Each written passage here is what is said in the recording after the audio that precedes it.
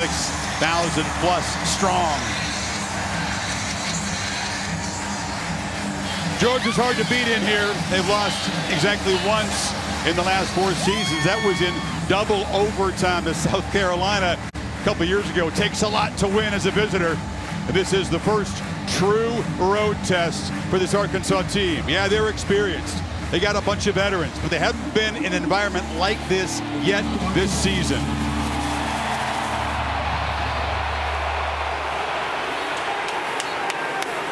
Kirby Smart and the Dogs, sizable favorites, eager to reconfirm that they are among the elites again in college football.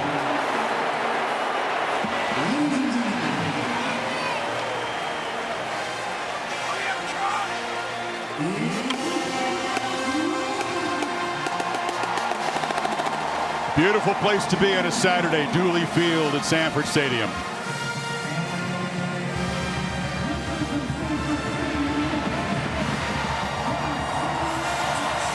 And here come the Bulldogs.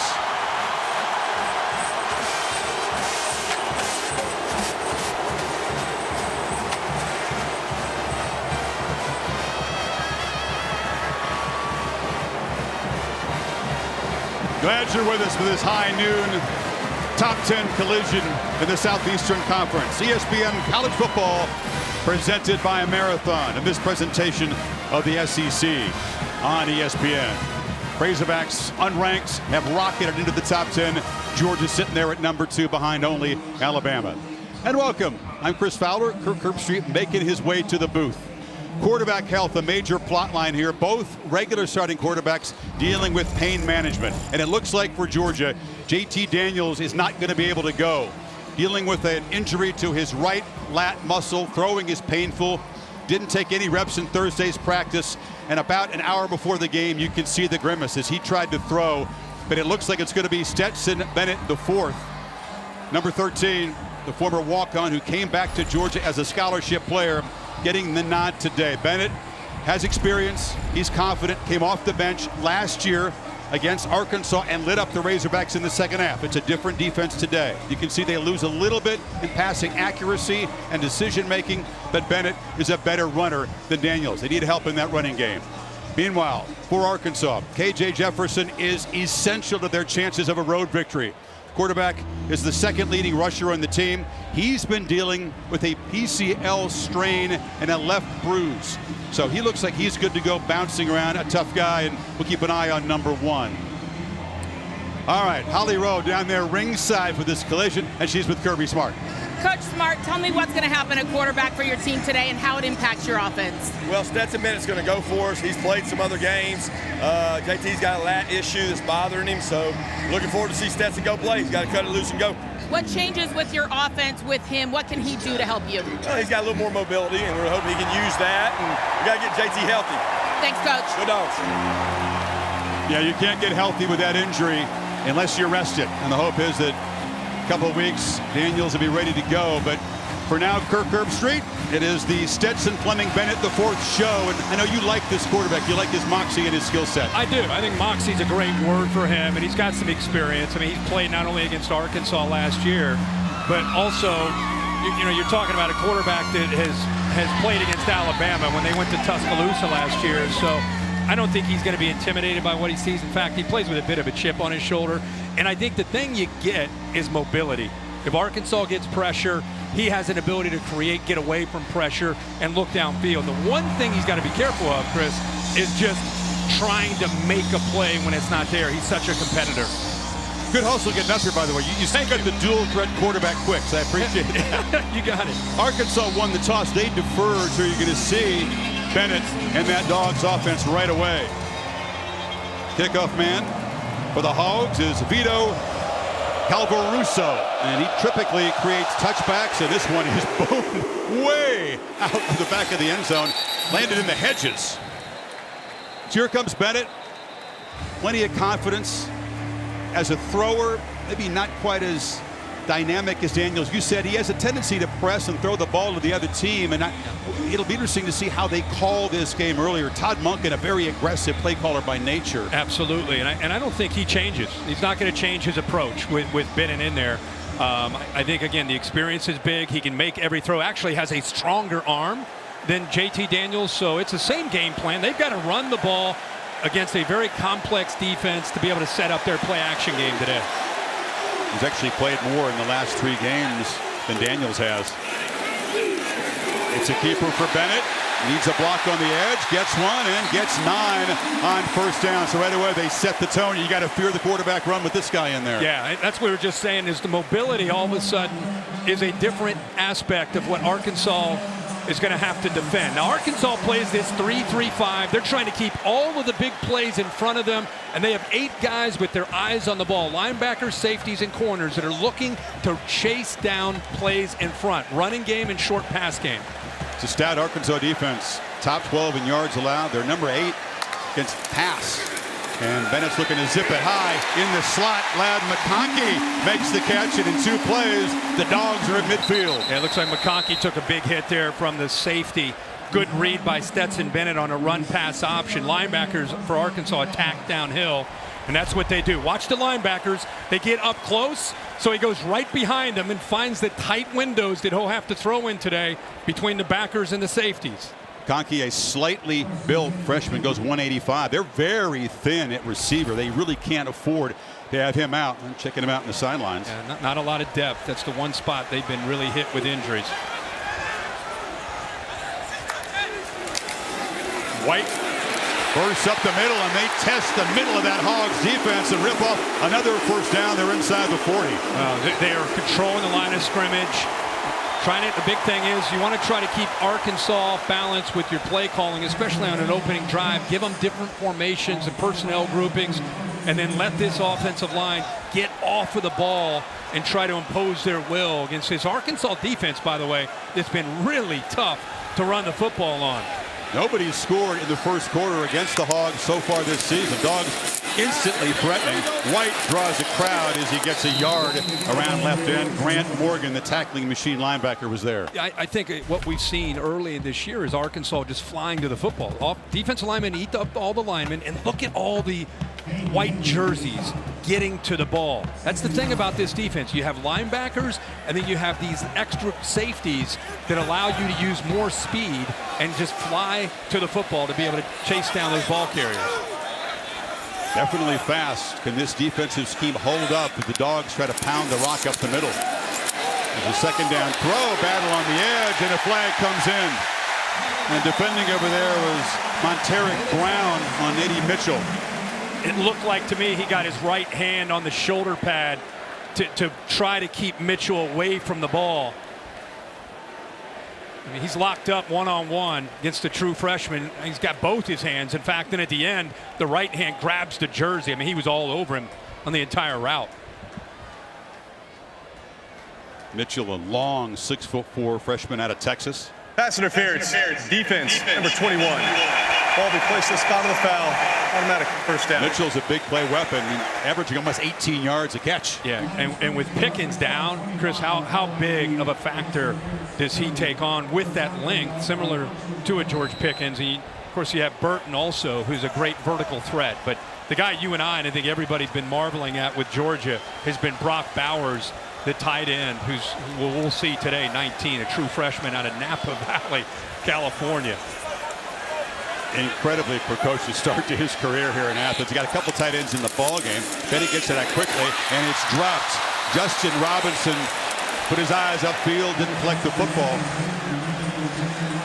That's just a young player, still trying to feel his way. In fact, Todd Monken, when we were going over all his different positions and different players, he was talking about Robinson and just kind of settling in. He's got great size, great potential. He just needs to be consistent catching the ball, and that was an example of that right there.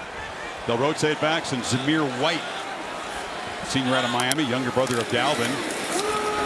Takes the ball, gets the block on the edge. He's quick. You can see the acceleration. The running game is going, and they got another first down. Burton, a good block on the edge. Yeah. Sawyer, 69, gets up to 27. He didn't make a block. He just walled him off with his body, 325 pounds, and got him to the edge. And when these backs get to the edge, boy, it gives this defense so much more they're going to have to deal with. Arkansas's got to do a good job of setting the edge and forcing these backs back to the inside. Dogs have not been super efficient in the red zone so far this season. There's White with a first down run. 19 trips in there, Kirk. Only 11 touchdowns. They missed a couple of short field goals. That's something they want to improve. But that running game's still a work in progress from the backs. Yeah, and I also think with JT Daniels in there, you lose the mobility. So you're really relying on the precision passing of Daniels or the running game. And I think now with Stetson Bennett, you have a little bit more of a factor of the defense having to respect what he can do with his legs on the perimeter. Even Daniels a pretty chill guy, Kirk, but it's got to be killing him not to be able to go in this game. Yeah. Frustrating series of injuries so far this season. Cook motions out, empty backfield. 2nd and 7. Bennett from the pocket, rifle short, catch made. McConkey, good to see him back in there, takes another shot, and he's knocked out of bounds by Joe Fouché. 3rd down coming up. This is where Bennett just shows you the experience. He's got a huge cushion over here. He's just going to pick his spot. Empty backfield means the ball needs to come out quickly. He loads up on McConkey because he's got such a soft cushion matched up there against Fouché. He just takes the easy throw and puts him close to a first down. I thought he actually picked it up. Looks like he's a little short. So 3rd and 1. Bowers lined up to the right of the formation.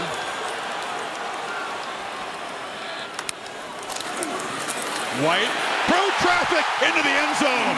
Opening statement drive by Georgia. Right down the field to draw first blood.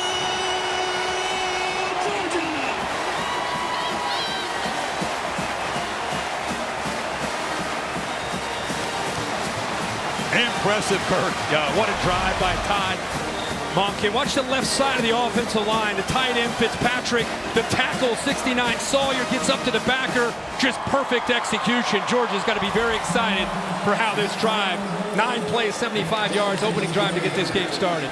Yeah, and just did what no opponent has done to Arkansas. Scored in the first quarter. 353rd consecutive PAT made by Georgia kickers. How about this? Bennett comes in at quarterback. This is the kind of running game Dogs fans have been waiting to see. Arkansas's first possession coming up.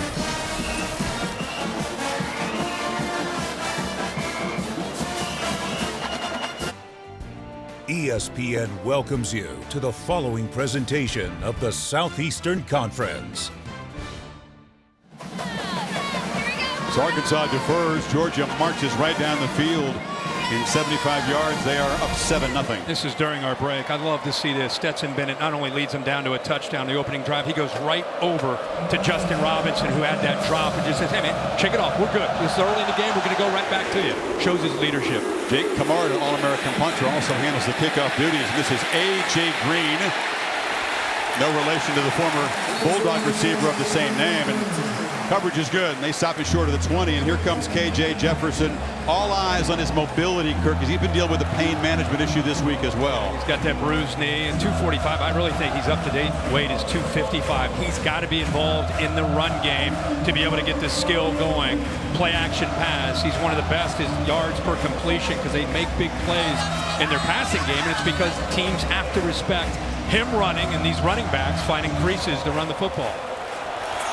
First play, Traylon Burks, their fine receivers in the backfield to the right of Jefferson. 2-back look. They're right in front of the student section. This place is juiced up. Ball start. Offense, number 78. 5-yard penalty. First down. They had not experienced this. It was a rowdy environment at AT&T Stadium, but they had half the place with their fans when they beat A&M. This is totally new for them. First time this offense has had to deal with it. Sam Pittman, he coached here. He said all week that he knew what they were going into. Got to weather the storm early. Giving up a touchdown, a false start on the first play. This is not the start he had hoped for. And another false start. Oh, my goodness. You couldn't draw it up any worse for the Razorbacks on the road here. No, that's Brady Latham, the left guard. I thought I read his lips like saying timeout. Maybe they were going to regroup. What was their technique for dealing with all this crowd noise? Did they practice all week? They practice. They deal with the clap like most people do. But man, you're in the loudest part of this stadium right now. And when you make a couple of mistakes like that, you just lit a fuse. You just let the students know that they're in charge down there.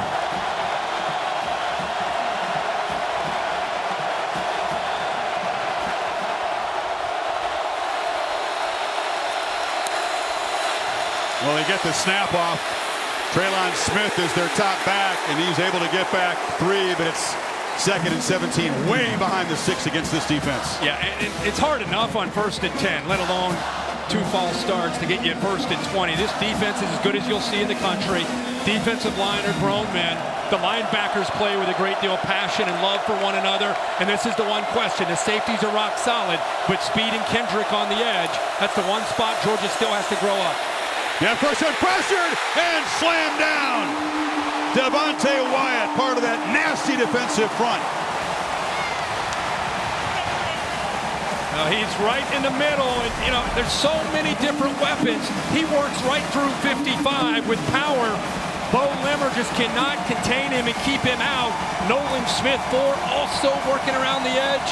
You get into predictable play calling, it's tough on any offense, but Sam Pittman's offense, they're just not built for that. The goal here is to avoid a safety, frankly. 3rd and 24. Jefferson on the slant, threw it into heavy traffic, and it is broken up by Quay Walker. That's as bad as it gets for an offensive line on the road in the first series. I just want to lay out and just let's just take this in. I mean, this is an intimidating atmosphere for a noon kick. Again, predictable play calling. Kendall Briles is the offensive play caller. You can only do so much. Those backers are dialed in. Quay Walker with his eyes up and a great spot to knock that ball away. And again, Pittman, who was the offensive line coach here for 4 years. That's his pride and joy. You got to get his guys settled down quickly. And he's got to hope that Reed Bauer, who's the guy who kicks the ball high, not terribly far, Georgia's going to be set up. There is no foul in the play. Position. 4th down. Barring something weird. Kendall Briles just wants to try to settle that offense down. Here is Jackson, who's back with an increased role at receiver, finally getting healthy. He's a very dangerous punt returner.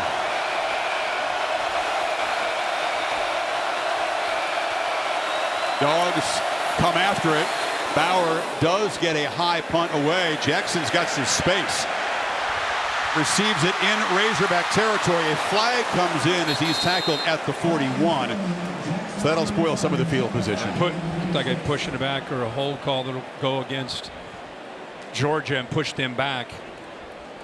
Check out today's Keys to Victory, brought to you by the Barbecue Guys, right after the call from Jason Autry. During the return, illegal block in the back, return team. 10-yard penalty from the spot of the foul.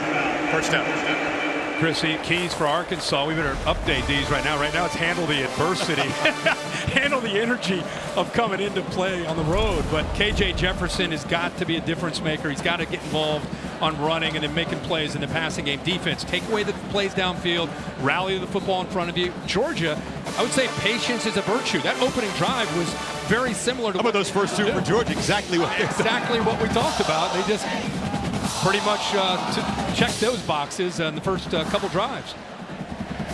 So again, Stetson Bennett, if you joined us late, he's got the call today with JT Daniels unable to go with that lat injury on his right side. And the Dogs just used a powerful running game to march to an early score. Now they take over at their 44. Big fella, Darnell Washington. He hadn't been played all year. Good to see him back in the lineup right here. Massive sophomore tight end from Vegas. They run to the right side. That's James Cook into Arkansas territory. Morgan stopped him. Well, Arkansas right now, the adjustment that Barry Odom needs to make, there's Washington, great to see him back, is they've got to commit these safeties. They've got to get numbers up. They've got to shoot gaps right now with this defense. You cannot afford to give up 6 and 7 yards on 1st and 10 especially. They need to get Stetson Bennett 2nd and 9 and 3rd and 7. Right now they're losing the battle in the trenches. Kendall Milton and Kenny McIntosh, 2 more backs in this table in the game, and this is McIntosh He's a versatile back. We'll probably see him catch a couple out of the backfield. That time rolls for a first down inside the 45. It's just right now, I think Georgia was confident with all the talk about Arkansas and what they're doing. They felt that their offensive line could just lean on this defense, that front of those three front defensive linemen, and get up, climb up to the linebackers. And so far, that has most definitely played out here early in this game. Matt Luke, the former head coach at Ole Miss, took over for Pittman. He coaches the offensive line here. And off inside, and Milton. They're just keeping these packs fresh. Here comes the rotation early. And it's just a surge. You know, your line's doing a good job. The tight ends are rotating in. We've seen Bowers. We've seen Washington. John Fitzpatrick, 86, with a great block there on the edge. And again, look at the yardage on 1st and 10. And that's going to open up eventually. You're going to get these safeties that are starting to think about defending the run. You're going to get some one-on-one shots, early down play action. Take some shots downfield eventually when you're running the ball like that. Right now, though, the running game is working. Georgia fans, let's just stick with this. Old school. Cook makes a cut, but draws a crowd and is tackled for a 2-yard gain. Markel Utsi, one of the 2 transfers from Missouri who came over here to follow Odom, along with Trey Williams, their edge pass rusher. Hayden Henry, part of the Henry clan at Arkansas, also in on the tackle. So it's 3rd and 2. Dogs, one of the best in the country on 3rd down. They have a lot of 3rd and shorts like this, but 54%. It's in large part because Daniels has been incredibly accurate on 3rd down.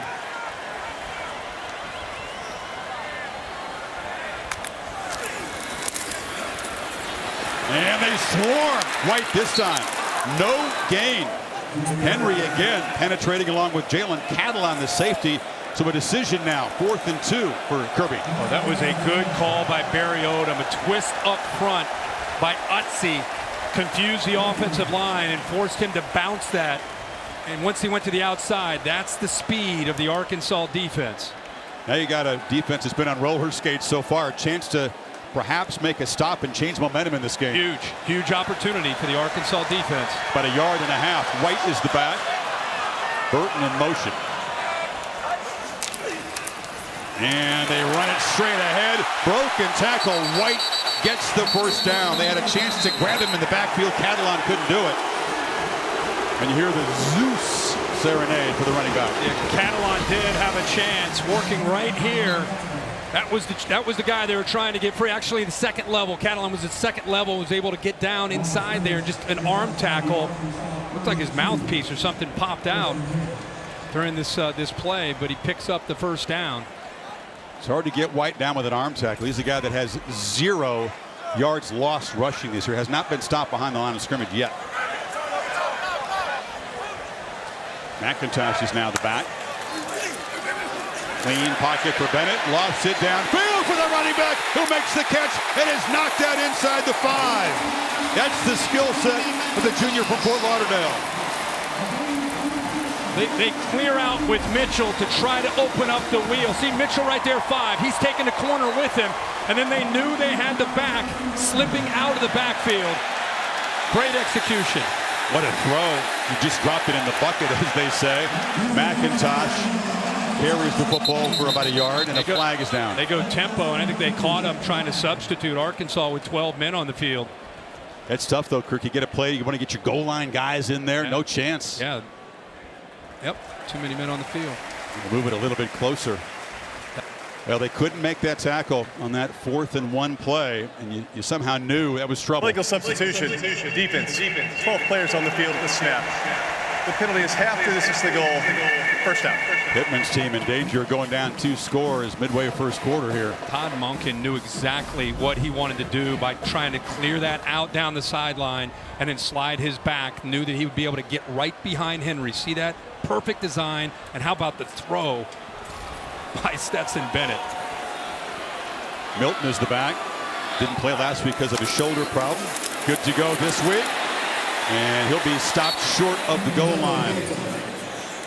Ridgeway, one of those transfers, the former Illinois State Redbird, clogging the middle. 2nd down.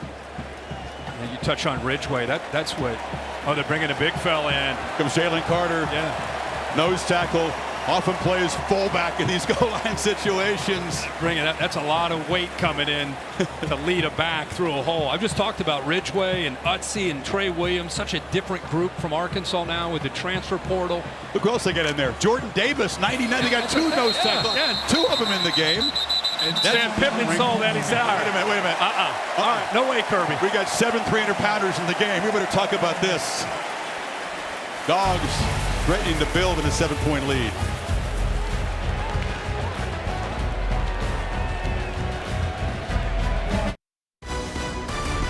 ESPN College Football is presented by Marathon, driven forward. All quiet on the Georgia campus, very noisy inside Sanford Stadium. AT&T 5G Skycam. Check out the Skycast, brought to you by AT&T 5G and ESPN3 and the app. So the Dogs, with that power lineup in there, they had about, I don't know, 700 pounds of nose tackle between 88 and 99, and 6 offensive linemen before the timeout anyway. Like there's Jordan Davis. He's out there. Their tight ends out there. Get a backup guard, Owen Condon, switching numbers to be out there. Second and goal, I formation, Milton, and he just follows. Oh, they lost the ball. And he's in the end zone for a Georgia touchdown. All that beef. Not much Arkansas could do about it. No, they run to the left side. The big fella's on the right. This opens up over on the left, but just for fun, let's keep an eye on what Jordan Davis does, just to remind you what he can do. He just leans on people, but a great push on that left side to open that up. And Jalen Carter was in there and helped out the defensive nose guard. They're ripping at the ball. Milton was able to hold on to it. And Georgia, 2 touchdown drives behind a powerful running game, sprinkled in with the occasional pass, but they have been pure power in the first quarter with Bennett at quarterback.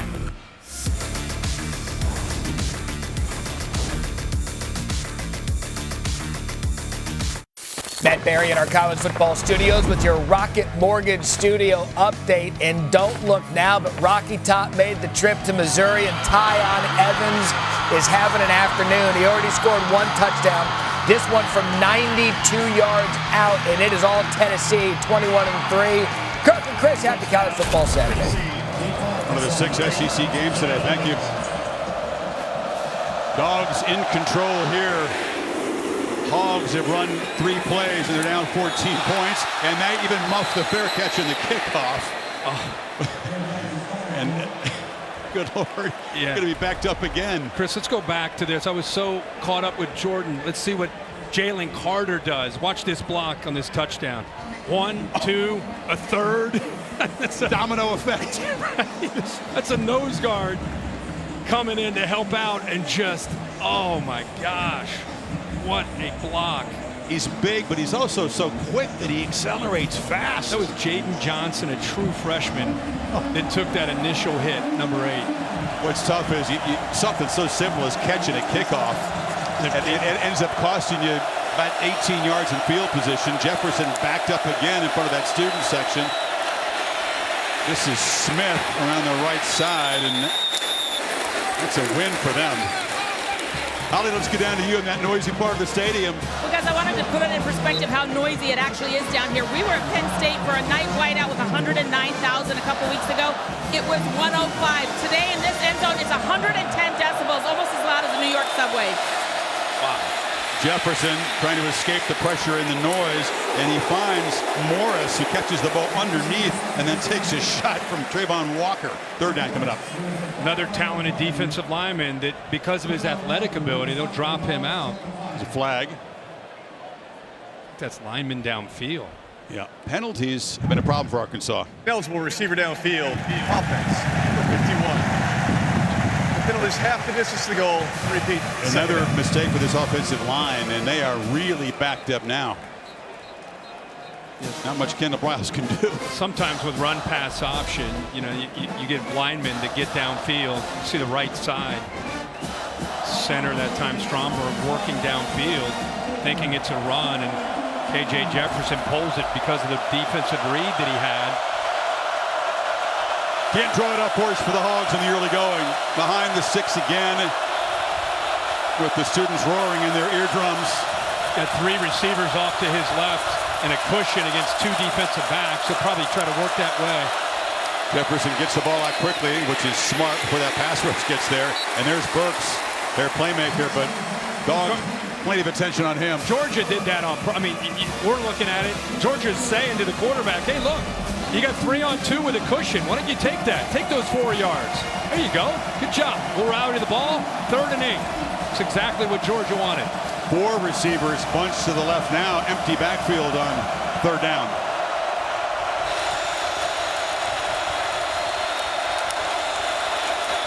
Jefferson looked like a run all the way.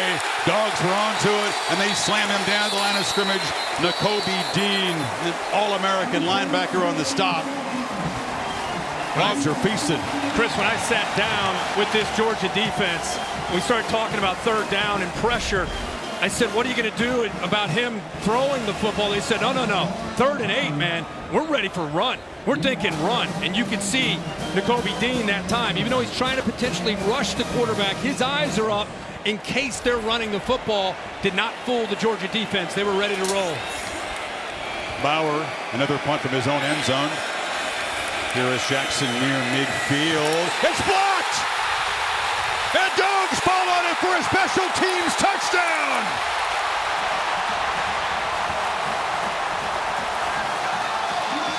Zamir White, the running back, on the recovery. It's 150 DBs down there now. Wow, Chris. Dan Jackson came from way back, 47, to eventually get in, and I think surprised the punt team from Arkansas. They disguised where the pressure was coming, and eventually Jackson comes free. You'll see him come free, but he came from way off where they didn't account for him. Dogs hadn't had a special teams touchdown in about 3 years. Take care of that in this incredibly dominant first quarter. How about Dan Jackson? He's back here. Arkansas is not thinking. Look at the gap right here. They're not thinking about 47 right now. They don't have to account for him. Look, in last second he comes and is able to get in there almost untouched. Really great call by the special teams coordinator there to come up with that block. Georgia has a lot of these 4- and 5-star athlete starters on special teams, and it shows. Here's the progressive pylon cam view. That's a great view. 47, Dan Jackson blocks it. He's a backup safety. Does a good job in that role, but this time makes his living on special teams. His head was up. He's looking everywhere for the ball. He wanted to not only block it, but score the touchdown. Great first quarter for White, who ran one in and now falls on the block punt. Arkansas has run 6 plays. They have 1 total yard. And they are down 21-0. And this is a defense that hadn't allowed any points in the first quarter all year. This is adversity. This qualifies as serious adversity on the road. Yeah. This is kind of what Texas faced when they went to Fayetteville as far as energy. And it was at the back of the Hogs a few weeks ago, and now it's in front of them. First obstacle catch, the field or the kickoff, so they can start the 25. Here's the weekend wake up, brought to you by Wendy's Breakfast. Featured games here. Talked about the games in the SEC, Auburn, LSU, Death Valley in prime time. Oregon and Stanford, interesting game. You think the Ducks are on upset alert there in the farm? I do. I think Stanford with Tanner McGee, they're playing better. They just got to be able to defend the run against Oregon. Obviously, Oregon can run the ball with C.J. Burdell, Travis Dye, Anthony Brown, the quarterback. Got a man down for Georgia.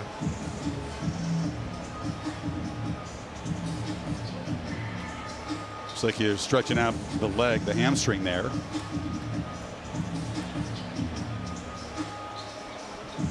Yeah, it's Kobe Dean then. He's 17. He's a key part of that defense. Not a particularly hot day here. Temperatures were in the low 70s. It's warmed up a bit in the last hour or so. Wouldn't expect cramp to be a problem this early in the game. He's the quarterback of this defense for Georgia. I mean, when I sat down with him, every one of these guys pointed to 17 4.0 engineering student and major. Just an interesting guy from Mississippi. Actually went up against KJ Jefferson in some all-star games, so he was fired up to have a chance to go up against him. Guy was a top tackler for this defense last year, and they were able to stretch him out. Chris, that may be a double 17 on us. It doesn't look quite as thick as Dean. No, it doesn't. Double numbers in college football. Jackson Meeks, the receiver. There you go. That would make sense on a kickoff coverage team. Meeks, a guy that is rotating in because they don't have a lot of healthy bodies. A freshman out of Alabama.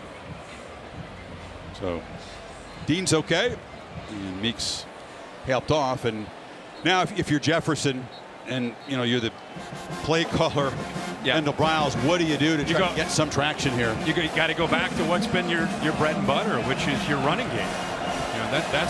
They run the ball to set up shots downfield, and the way Georgia's playing with two safeties back, you've got to be able to run the ball. And they're all over the quarterback run. Fake the handoff, gained nothing there. Jalen Carter, the lead blocker on the touchdown a while ago. Familiar role as the tackler this time. Yeah. Jordan Davis gets a lot of attention because of his size, and he passed on the NFL draft a year ago, 99. But I think 88 may be the most gifted defensive lineman that Georgia has, and that's saying a lot because there's NFL players across the board up there. Jefferson has time on play action, just checks it down to the flat, and it's a good move there. Rocket Sanders made a man miss it. He's still running. They thought they had him penned in. That's the kind of play this Hogs offense needed. Oh my gosh, is that a big play? That's a simple check down and a good job by Sanders getting away from Brini, the nickel who was out there. He was in position, but physicality there from the freshman. Option after the 22-yard gain. They play with some tempo. Jefferson takes off on the keeper. Big fella rumbling into the secondary. Tackled at the 22. There are 3 flags on the field. And it looked like a holding call that they'll get on that run. But boy, you finally saw a little bit of energy and momentum. Holding. Offense, number 84. 10-yard penalty from the spot of the foul. Receiver Warren Thompson. First down. Thompson on a great run that wouldn't have had anything to do with the run, but that's where Kendall Briles, he gets a good play on a check down by Raheem Sanders, breaks a tackle, picks up yards, then he goes speed option. It's getting big yards. Look at the top there, grabs onto the jersey. There's really no need to do that. He's holding on to Kendrick, the corner. But man, they get self-destruct. Another mistake for Arkansas. They'd have had the ball around the 30-yard line. Now they're back to midfield and momentum and tempo, and now they lose all that. It's a spot foul, so it's going to be first down at about 6. Sanders again. Raheem, but they all call him Rocket. He's out of Florida. If you can't tell, no matter who plays Georgia this year, you've got to do something besides just line up and play football. You've got to affect their eyes. You've got to get them somehow on their heels. And that was where, you get a couple first downs, you can do that. Sanders, and they were able to get a first down, 42. So there's a first down. I want to see if Kendall Briles, he's got, that's where your momentum and your aggressive approach can come in, where Georgia's looking over, just got a first down. They're trying to get the call from Dan Lanning. Kendall Briles wants to go faster to try to slow down that Bulldog mentality from Georgia. It's Burks coming in motion. They loop around. They hand it off inside to Dominique Johnson, their most physical back, but Dean is waiting for him right there. Gained about a yard. Looks like that'll be the final play of the first quarter. Well, the Dogs coming out swinging. Long touchdown drive to take the lead. Good field position for the second touchdown drive. Block a punt and recover it. 21-0 in Sanford Stadium. End of the first quarter. Back after these messages.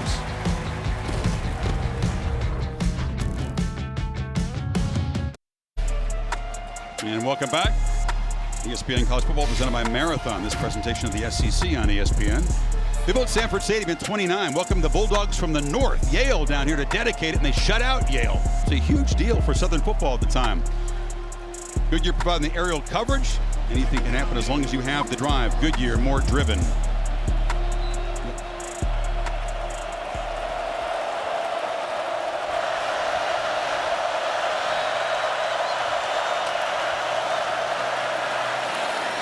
In the flat, Burks have just got to get him loose. He's just got to have yards after the catch if the Hogs are going to have any success today. Yeah, well, it's tough when this Georgia defense, provided by the Kirby Smart, Dan Lanning, the defensive coordinator, got them in position. Their eyes are in the right spot. Christopher Smith, that time 29, reacting so quickly.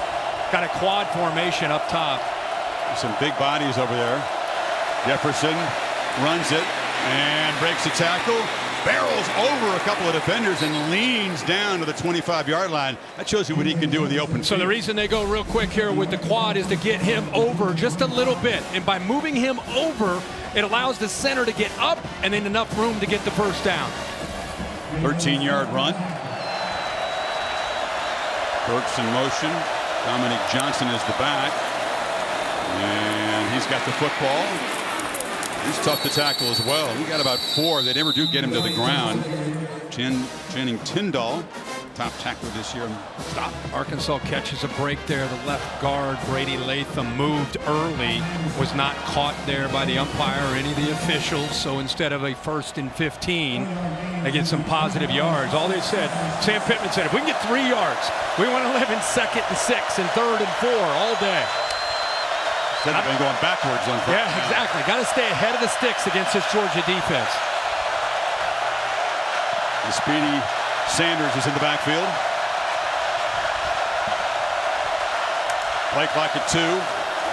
Sanders has it, and they've got him. Falls forward for a yard, drawing the traffic. Nolan Smith came around the edge to grab him. Yeah, watch. We just talked about Jalen Carter, his athletic ability, swim technique, gets around, uses hands, helps close off. And how about the speed, as you said, of Nolan Smith? There's just so much size and speed and attitude up front. It's well put. Size, speed, strength, attitude, smarts, all of it. And love for one another, which helps out with a great defense. Need 5 on 3rd down. Jefferson pump fake. He was going to run all the way. Dogs were all over it, and they slam him to the ground. That's big Jordan Davis up to about 360, but still moving around pretty quick. 4th down. He wanted to get the ball out quickly to Kern, who was coming over from the right side. See him work. 87 works over, but it's covered. It's taken away, so all he can do is try to create. Now, he's not twitchy. He's 255 pounds. You can't allow him to build up speed, which they took away right away. Nowhere for him to run. Cam Little, a true freshman kicker who is perfect for his career. 8 for 8 so far. That's the curse. Misses for the first time. Nothing going right for the Razorbacks on the road. Drove it 55 yards. Stopped on 3rd down and come up empty.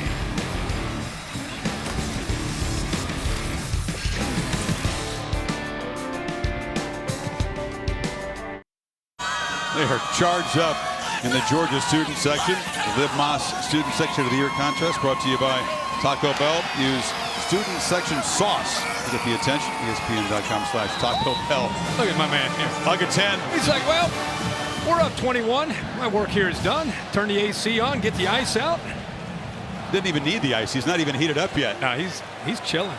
Sums it up right there in this first part of this game. Dogs first 18 plays, 14 runs, make it 15 runs. And if you're running back, just give me the rock. This offensive line is mauling people. It's been a big story. Todd Monken's got to love what he's seen. So much talk about how physical Arkansas's defense has been, how they're flying to the football with their hair on fire. They've not seen that yet in this game. That's just, it looked easy. And he's rolled for about 5 more in a first down. Yeah, Todd Monken's in the booth right next to us. He's seeing the same from the same vantage point that we are looking down, and he's seeing that surge and that push from the offensive line. You're having a good skull session with Barry Odom about this scheme that he uses, which is the defense's answer to the spread, right? Yeah. All the speed in the field, but they are a little bit vulnerable to this, aren't they, when you just run the rock right downhill at them? Yeah, 3 down linemen. There's a lot of space there, but the linebackers attacking in the middle and on the edges is supposed to prevent getting creased. Georgia makes their first mistake of the game. Movement by the right side. Ball starts. Offense. Number 70. 5-yard penalty. First down. Holly, what do you have? Well, guys, it's such an awkward thing because the thanks for this offensive line, some of it goes to Sam Pittman, who's on the opposing sideline right now. He actually is the O-line coach at Georgia, recruited 3 of these starters today.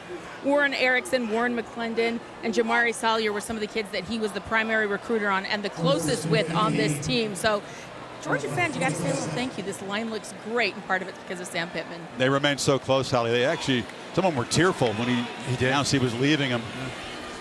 A lot of hugs and handshakes for Pittman before that. I think he broke a conference record. I told him all the folks here that think so highly of him greeting him before the game, but the game is on, and the Dogs are dismantling Pittman's Razorbacks.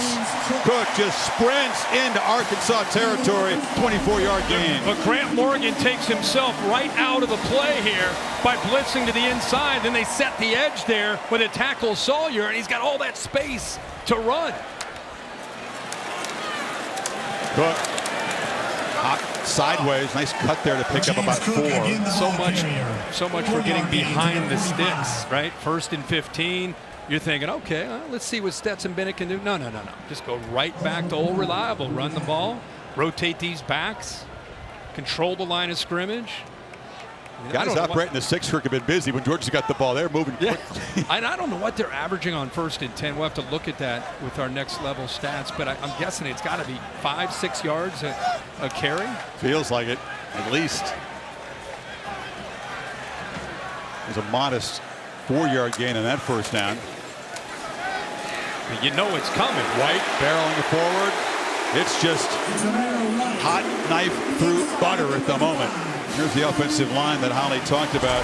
Salyer, Schaefer, Erickson, McClendon, Van Pran. They have 3 guys who can play center. And you have 3 guys that have played a lot of football, and you can see that they've worked, they've worked some inexperience in this year, but they have really, from the Clemson game, that was a much tougher defensive front, to this game, you can just see and feel the continuity that they have built, the confidence they have. White around the end. Georgia fans have been wondering when this running back room, which is as deep as any in the country, so many talented backs, we're finally going to get going. They've lacked explosive runs in the first 4 games, but today we're seeing by far the best performance this offensive line has had. Besides explosive runs, I just think that, you look at the 1st and 10 plays so far, 11 rushes. Like we said, about 5 or 6 at 6.6 on 1st and 10. That is a really good way to not just be effective, but you talk about imposing your will and what you're doing to the mindset of an Arkansas defense when you can run the football like that. That's devastating to a defense. 7th play of the drive coming up. All 6 so far have been runs. And why go away from that? That time they swarm him in the backfield. It's a 2-yard loss for McIntosh. And a 3rd and long coming up. Yeah, the first time we've seen Markel Etsy does a nice job of knifing through that defense. Gets to the inside of Warren McClendon, the right tackle. And finally, we see a tackle for a loss to set up a 3rd down. But 55 and 0 and 99 have made a big difference in why Arkansas coming into this game have been so much better defensively. And finally, we see Etsy make a good play. Bennett's only thrown 4 passes today, completed 3 of them. See if he pitches it around on 3rd and 10 from the pocket. He'll launch downfield and no chance to make a play. A.D. Mitchell again, a flag is out. Hudson Clark in coverage. Yeah, they create a one-on-one matchup against Clark. Find that he's just grabbing on to him. Hudson Clark, a backup corner. They went right to him and found the matchup, got him isolated one-on-one. There are fouls by each team during the play. Holding, offense, number 59. Pass interference, defense, number 17. Those penalties offset. Replay, 3rd down. I think it was 69, Salyer, the left tackle. Bails out Clark from the PI. Sure did. Just redo it. It'll be 3rd and 9 again. You have Hudson Clark in right now for Bishop, Brown on the other side, and they'll leave these corners on islands. It's just part of the style that they play. This matchup's now at the top of your screen with Mitchell. A.D. Mitchell's matched up against him one-on-one. Haven't seen the freshman tight end Brock Bowers, their top receiver, who's been an impact player in every game. Haven't seen him get a touch. That's what you call a quick start. And Bennett is hit. Flying off the edge was Trey Williams, their top pass rusher. Yeah, but the receiver moved as Offside. well. Defense, number 55, unabated to the quarterback. 5-yard penalty, remains third down. Trey Williams jumped early, so instead of 3rd and 10 or 3rd and like 9.5. Just a bit early. Yeah. He just jumped it. He's trying to get a get off there, which is what he's known for. Right. That's an example of the defense pressing. Right. They've been moved around, out muscled so far. Williams trying to make a play that would kill the drive. Instead, it's 3rd and 4.5 now. Because there's Bowers, who you talked about moving a little bit. Bennett fires downfield. He tried to get it to Bowers and sent through it into traffic, and it was broken up by Simeon Blair. Wow, Simeon Blair, I don't know how he dropped the football. I mean, if you're going to get back into a football game, you got one-on-one chance. You know that you're going to get the ball probably thrown to 19, tight window. He tries to squeeze it in. That's the one thing with Stetson Bennett.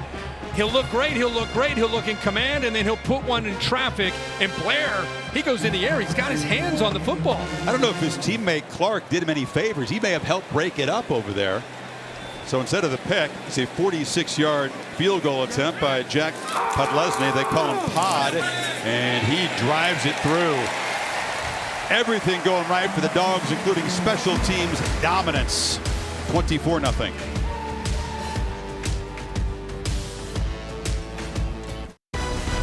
ESPN College Football, presented by Marathon, is brought to you by New Coke Zero Sugar. Now even more delicious. Well, the Bear on game day, Chris Felica, let's just say he's not surprised by what we've seen so far here.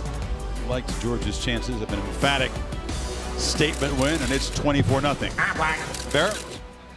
You guys have been giving me a lot of grief about giving you old historical trivia questions, so we're going to keep it modern area. If your mind can work last 5 years, this will be good here. So today's Athletic trivia question: since 2017, Georgia has 9 wins versus top 10 opponents, which is tied for third. I'm going to say Alabama. Which two teams have the most? Alabama, Ohio State would be my off the top of my head. They played more than Clemson. But Bear's not going to throw out. There's a trick. Maybe there's a trick to pity. Now let's get back to Matt Berry for an update from the studio. Hey, Matt. All right, gentlemen, AT&T 5G studio update. Duke and North Carolina playing football. Who wants to win the ACC? Well, Sam Howell, nice little toss there on North Carolina, 21-0. Bear, I know the answer, but I'm going to let Chris and Kurt go for it. How many little help we can get, Matt? You can help long distance. Matty Berry, you can always assist us when it comes to Bears questions. Matt, all right, awesome. Calling a game on Thursday. Man in the studio today. Passion for college football. Now it's getting a little desperate for the Hogs, down 24 here to make something happen. A.J. Green is the back. And the Dogs, it's his turn to get slammed hard after a 1-yard gain. Yeah, you're right. The backs, they try to rotate backs. A.J. Green is a true freshman who ran a 10-3. He's got a huge future. 200-pounder, probably maybe their best overall back, just young. To run a 10-3, you got to get out of the starting block. It's been hard. Jefferson on the run, a low throw, and a nice catch made there by Warren Thompson, but his route didn't take him to the marker, so it's third down. No, but they get him away from pressure, roll him out, easy throw, throws it low and away. You're right, they're short, but at least it's third and short, which is where they want to try to execute, obviously, so it gives them a much better chance. Oh, no, it was third and short. Now it's 3rd and 7. Did you see the movement by Georgia? All start. Offense, number 78. 5-yard penalty. Third down. Dalton Wagner, the right tackle. There was late movement by Georgia. Remember, it's third and short. You're communicating. You're on the road. Look at 78 on the right. Just moved. Just barely flinched after that movement from Georgia as a group. It made him a little uncomfortable. The calls are being changed. You got all this noise in this stadium. There's a lot going on for those offensive linemen. And you feel for him, but I don't know if an O-line can play a worse first half than this group has. You're right. Got 4 receivers off to the left of KJ Jefferson. They used some of that to try to run him, but Georgia, I'm sure, aware, and they'll bring Green back in. Dogs with only 2 down linemen. They get it in the flat, and no chance to make a play Flying up is Darian Kendrick, the former All-ACC corner at Clemson, to make the tackle on Green. Well, that's a great job by 11, recognizing the motions, the indicator. He sees that. He knows they're going to try to block. Really poor execution on Arkansas's part. I mean, they left Kendrick alone. I don't know if they expected Green to beat him, but there are a lot of red jerseys flying to the football, but it started by 11, getting out there and setting the edge. Once again, a false start penalty killed the chances. Went from 3rd and 2 to 3rd and 7. And so here's Pete Bauer, has been way too busy. It's a low kick. Jackson lets it bounce a couple times and tries to field it. A risky play. And he's going to be slung down for a loss. And Georgia will start back at the 27-yard line. TJ Hammonds, the running back, down on the special teams tackle.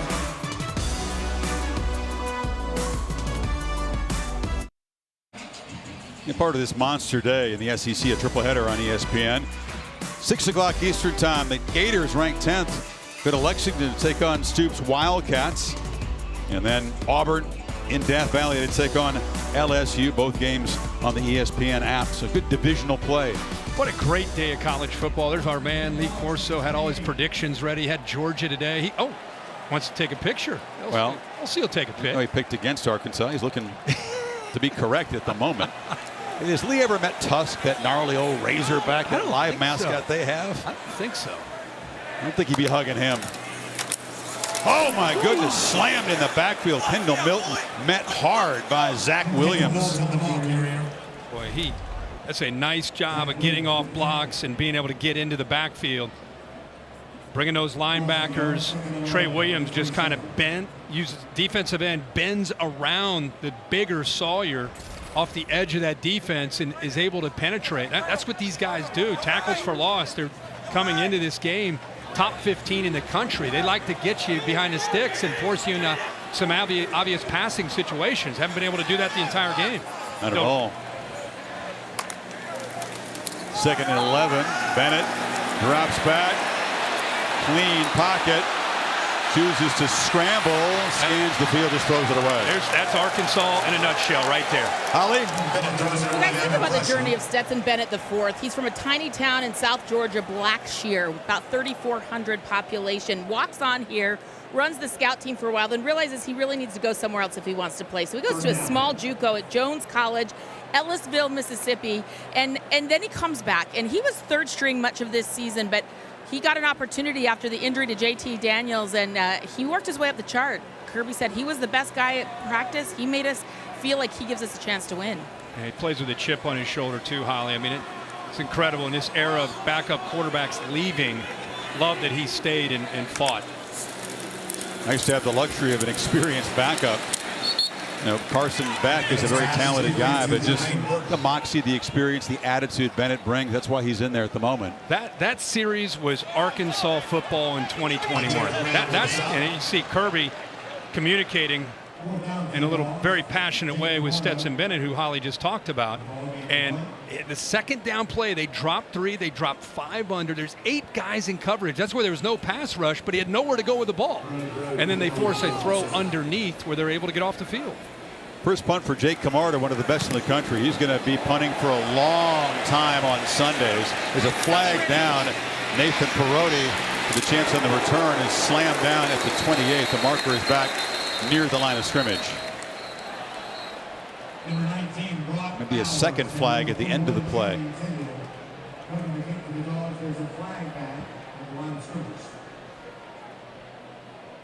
Daniels in a helpful role on the sidelines there, looking at lending whatever he can to Bennett.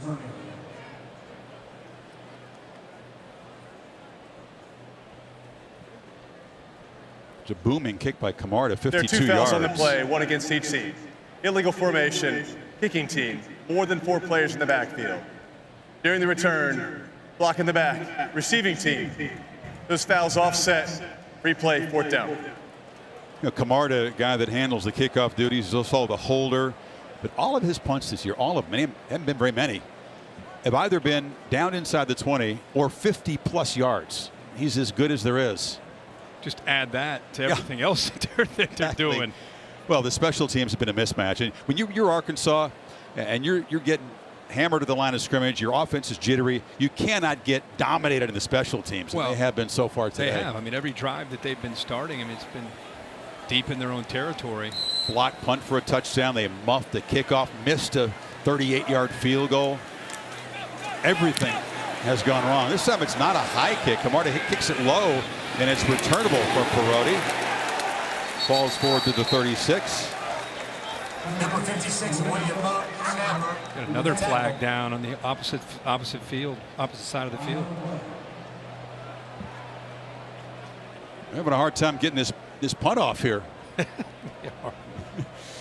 But the penalties on Georgia have not been nearly as costly as the ones on Arkansas. Illegal formation, kicking team, more than 4 players in the backfield. Same thing the again. 5-yard penalty is added to the end of the run. First down. I'm looking at Bill Arkansas. Lamagna to explain how they could get the same unusual penalty twice in a row. They figured out how to punt the ball. We just got to work on the alignment. Only thing they haven't mastered so far today. Hogs football when you come back. Coming up on the Lexus halftime report, it is all Tennessee against Missouri. We'll show you what Josh Heupel has going on the road. Plus, Michigan looking strong in their first half against Wisconsin. And we'll preview Alabama Ole Miss. Jesse Palmer and Joey Galloway, they're fired up today. We'll have all of that coming up on the Lexus halftime report.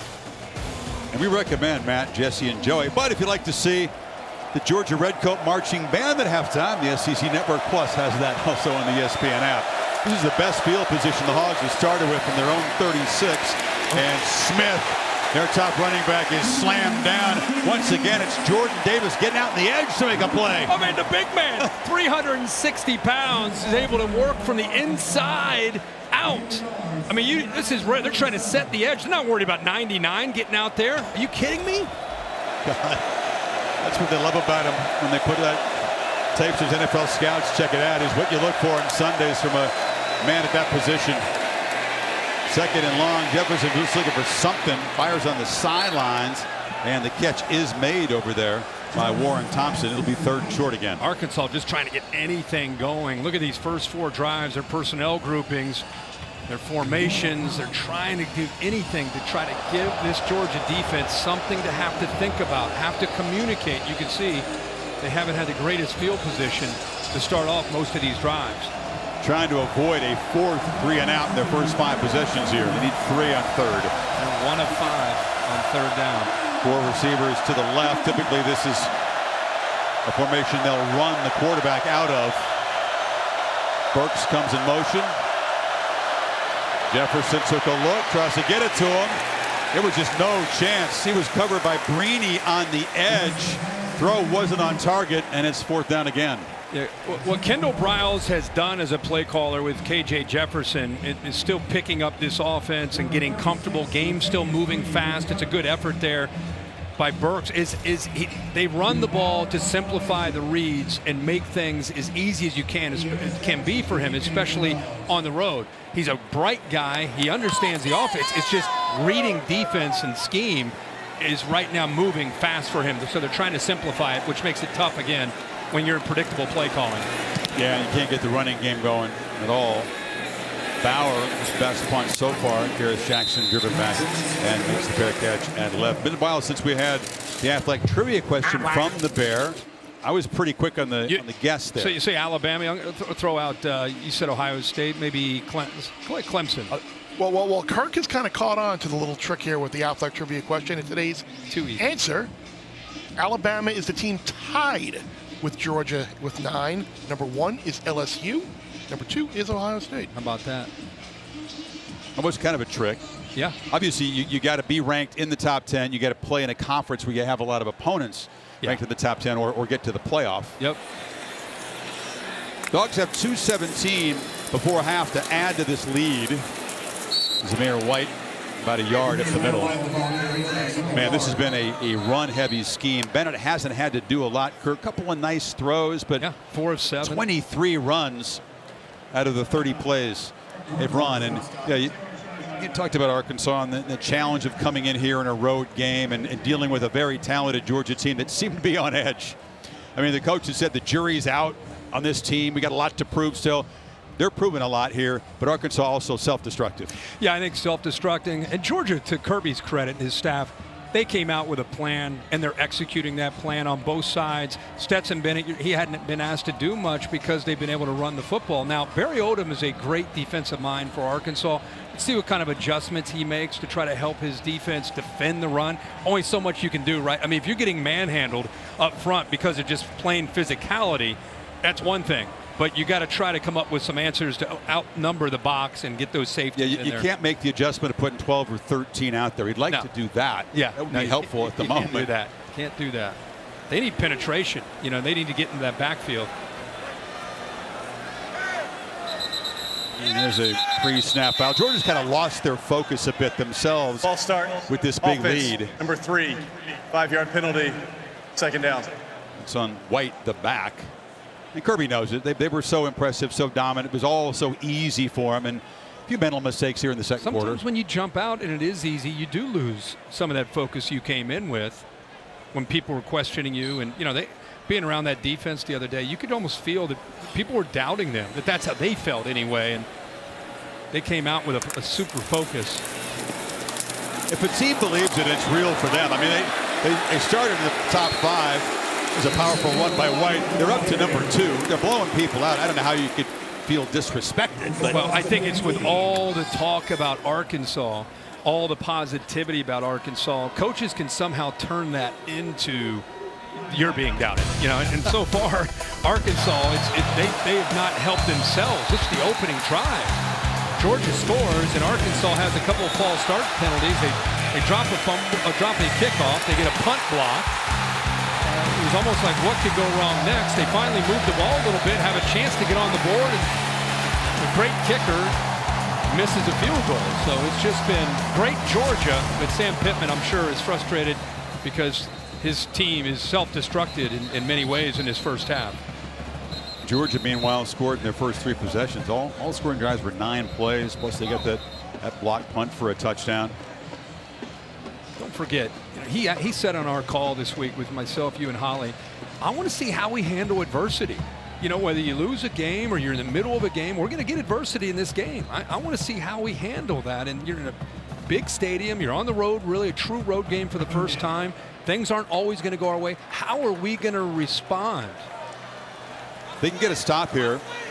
Got a good chance to produce some points before halftime. They used their timeout to preserve time, and now Bennett running, and he's going to be knocked out of bounds. It's right near the marker. Hayden Henry forced him out. It is a first down, Georgia. That's what he brings to the table. You know, they're going to take away everything downfield, which is where all his receivers were. There's nobody open. So with JT Daniels, he's got to throw that ball away. And with Stetson Bennett, he's able to keep that play alive and utilize his legs and quickness and pick up a first down, keep this drive alive.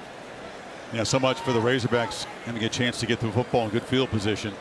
That was everything that they wanted, took away every receiver, and now you just got to get to the quarterback. Milton met right away and wrestled down by Bumper Poole. Solid, smart linebacker, one of my favorite names in the sport. And Todd Monk, I'm looking over at him wondering if they're comfortable with just kind of working the clock here. And he's got a little bit more urgency now and energy about his play call. Let's keep an eye on him. He takes a shot. Yeah, I mean, his hands were moving.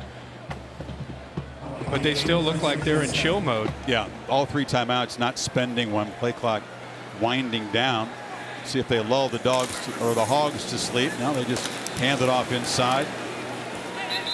Milton falls forward, and still no urgency here. Content to be up 24. Yeah, and Todd Monken responding to what Kirby Smart wants. I mean, they're up 24. Kirby obviously feels pretty good about the way his offense is playing. I mean, it's not for the faint of heart or the easily offended. A practice with this guy, yeah. It's wild. Yeah, I see you and I back there in the background. Everybody, yeah, they're just next door over to our left right here. Next door to us. Todd is an interesting character. He'll use the entire vocabulary to make his point. How can I put it? Yeah. More subtly. Well, the Hogs defense, that's not the stop they wanted, because now Georgia could just run this clock down. But they do make a tackle. It's 4th down. You know, Bennett got the call when Daniels couldn't go with that lat injury. Hasn't had to do much besides show poise and leadership. Let the big fellas up front move the Hogs right out of the way. A powerful running game for Georgia. They rushed for 139 in the first half. Excel in special teams, and they are routing the underdogs from Fayetteville. End of the half here. Time now for the Lexus halftime report. Eager to hear Matt, Jesse, and Joey with an update from around the country. Guys? Chris Fowler, thank you. Kirk Herbstreit, good stuff. Lexus halftime. Once again, a misfire. Let's say we talked about Sam Pittman's credentials. Offense, number 78. 5-yard penalty, first down. As an offensive line coach over the years, many places. He's made 17 moves in 35 years. He coaches the big guys. Besides being disappointed, Kirk, he has to be a little bit embarrassed by how his guys have played. And on the other side, a bunch of Georgia guys that he mentored and recruited, they come in inspired by Pittman's presence here, and they're playing their best game. That's a good point. But are you kidding me? Start the first play of the second half. Now you got to be 1st and 15. Now it's 2nd and 15. Wyatt was given chase. It's like deja vu. It's the exact same place on the field, and they have a false start by the right tackle, Dalton Wagner, and now they're trying to get away from Wyatt, who's chasing him down. He just has to throw it away because of penetration by 95. That's exactly how the game started. Wagner's had the hat trick so far. 3 false starts for the big right tackle. Traylon Smith out of the backfield. You know, Jefferson looked that way and instead throws it downfield. A leaping attempt made there by Burks. Couldn't come up with it. Again, Kendall Briles getting him away from the pressure. Move that launch point. Use the tight end to try to help you out. Give you a little bit more time. Actually, a really nice touch on that football to give Burks a chance. He goes up with that right hand, but eventually Lewis Seen, 16, gets there and knocks him away from the football. That's what it's going to take. Maybe a circus catch, something spectacular to complete a pass against this Georgia defense downfield today. And another flag pre-snap. Now the center was leaning back.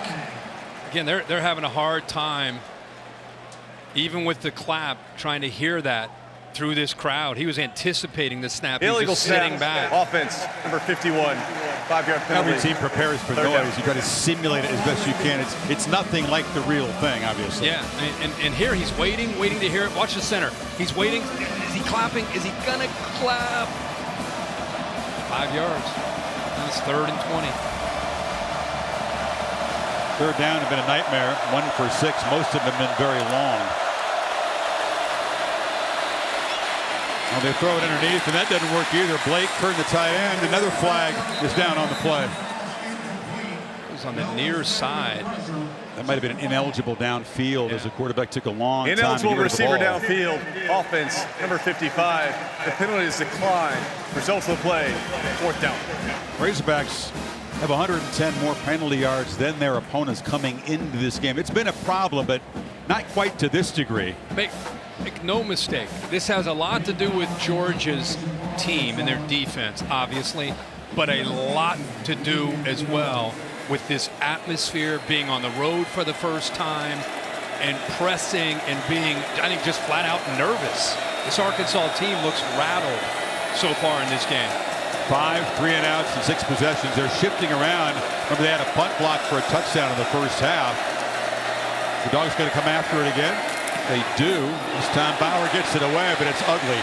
Really ugly. Rattled, nervous, all of the above. Things like that. The kicker missing a kick that he makes. It's a chip shot, you know, that he never misses. All those things are just adding up. Thankfully, Holly Rowe not rattled on the sidelines down there. Well, guys, you're exactly right. Sam Pittman came out of the locker room and said, everything we're doing is wrong. They're jumping on us right now. We're making mistakes that's only making it more loud down there. He said, we have got to start throwing the football more. They're able to just tee off defensively. We need more space. He said, listen, the pressure's on Georgia.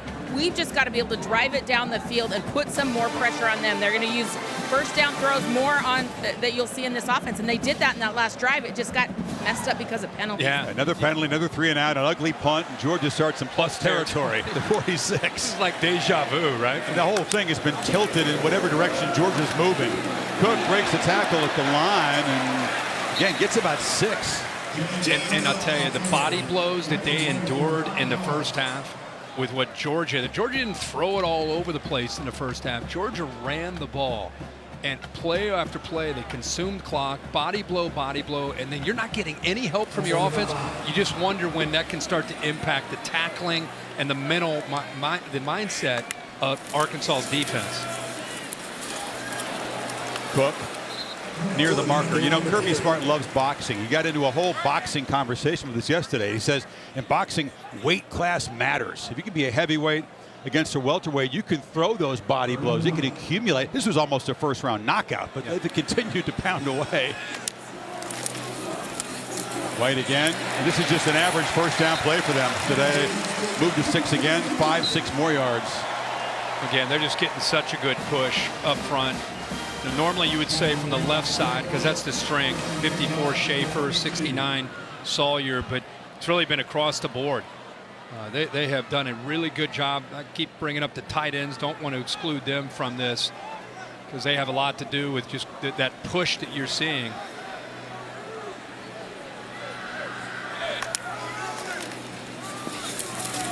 White again. Offensive line that lost on the 4th play of the season. Their starting guard, Tate Ratledge, had a foot injury against Clemson. So, as you mentioned, some guys have had to move around, adapt to different roles. So, it's come a while. This is the Georgia offensive line performance people expected to see. Yeah, and when you know they're going to run it, Arkansas knows that they're going to run it. Matt Luke's guys up front. The last play, John Fitzpatrick just pushing Utsi all around. McIntosh, nice, near the marker again before Catalan stopped him. Got to be an awful feeling for that defense. They are just being mauled. Yeah, and again, you start to become mentally fatigued when this happens to you. I mean, this is like Vince Dooley football. I mean, they barely need to throw. It's just pure power.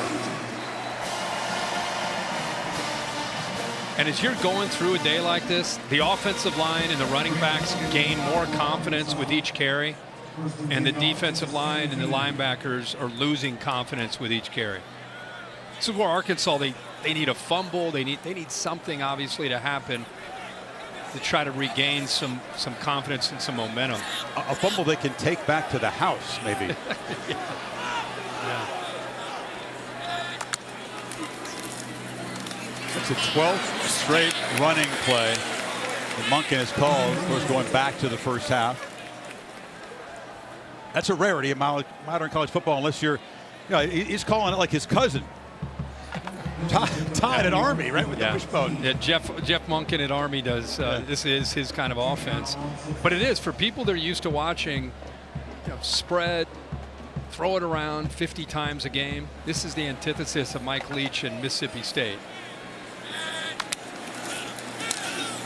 Milton tries to get the edge. He's going to be cut down. It was Catalan beating a block and making a play. 3rd down coming up. Great effort there by Catalan. There's one guy that's not getting tired or mentally worn down. One of the top safeties in the country. Leader for this defense. Does so much. Coleman, a racer back there.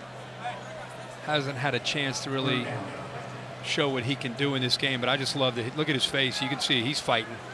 He doesn't care what the score is. He's going to fight every single snap. And they do get them to a 3rd down here. Good run stopper. Had a couple of picks against Rice earlier in the season. Dogs need 6. Bennett.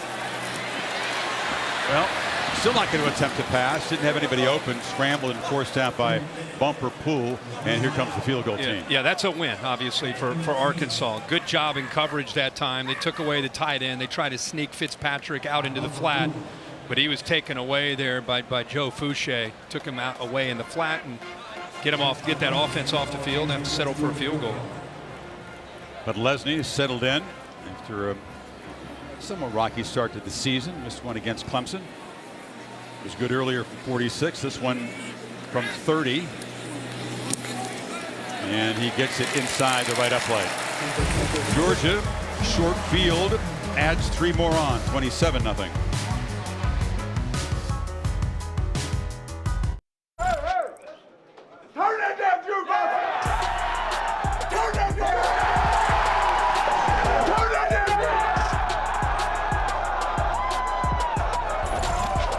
September was a dance party for Sam Pittman of the Razorbacks.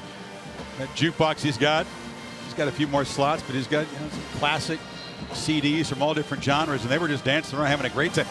Destroyed Texas. Got past Texas A&M, which has been their nemesis. Yep. Come in here ranked in the top 10. Nobody expected that a month ago, but it's been a little bit of a Razorback reality check today. They've become, coming into this game, kind of a media darling nationally and a big story. I think people expected them, it'd be a tough ask to come in here, but a lot of people thought it could be a very competitive game. Oh, they got the Dogs' attention, that's for sure. Arkansas not really used to being in the top 10. 2012 was the last time. Started 4-0 in 2003. You picked the music for all these. They would lose 3 in a row under Houston Nutt. I'm all right with all these different genres. Yeah, there you go. Just but ask. the jukebox had been unplugged for the moment by this Georgia football team and this crowd and Arkansas miscues.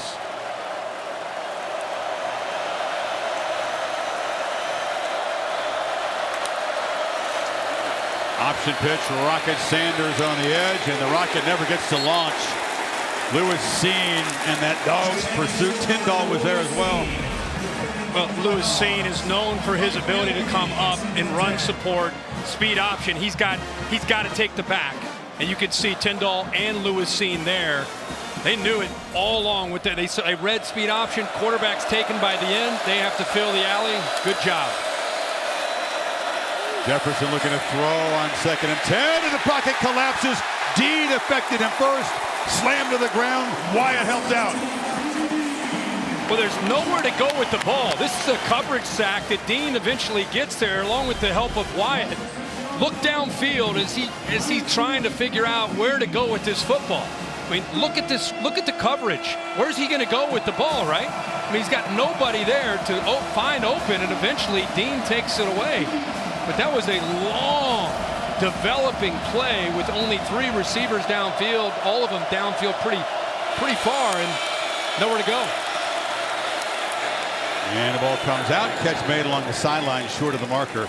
Yeah, on that sack. That's a freshman running back, Sanders. That's a tough ask for him to block Dean, who's a great blitzer, elite blitzer. Yeah, one of the best blitzers probably in the country, especially on 3rd downs when the quarterback's back there. How many times did he blitz DJ Uiagalelei for Clemson? I mean, 15 is the answer. He was back there all the time, pressuring. Yeah, he's got a good feel for it. It's one thing to blitz and have speed. It's another thing to kind of have those instincts and savvy to feel how to get there, how to time it up. Well, another punt.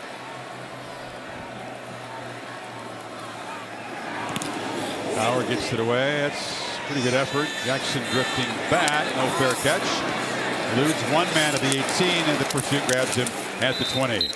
For the hard work in college game day, man, are these folks great. The best. The tear down on the quad, pack up the trucks, but where are they headed next week? We're not so sure about that yet. Yeah, we don't know.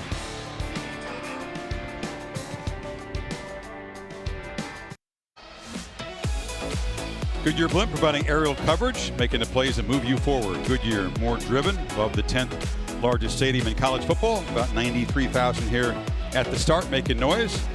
And there's the prize, the ultimate prize. National Championship Trophy presented by Dr. Pepper. Semifinals on New Year's Eve. Championship game in Indy. And Georgia fans certainly hope they're going to make their 2nd appearance in that championship game. Heartbreaker to Alabama 4 years ago. It's the last play on the punt. Look at Lowen Smith. It's a small thing. He's doing his job, right? It's just kind of an illustration of the way this game has gone for Georgia and how physical they have been in this football game.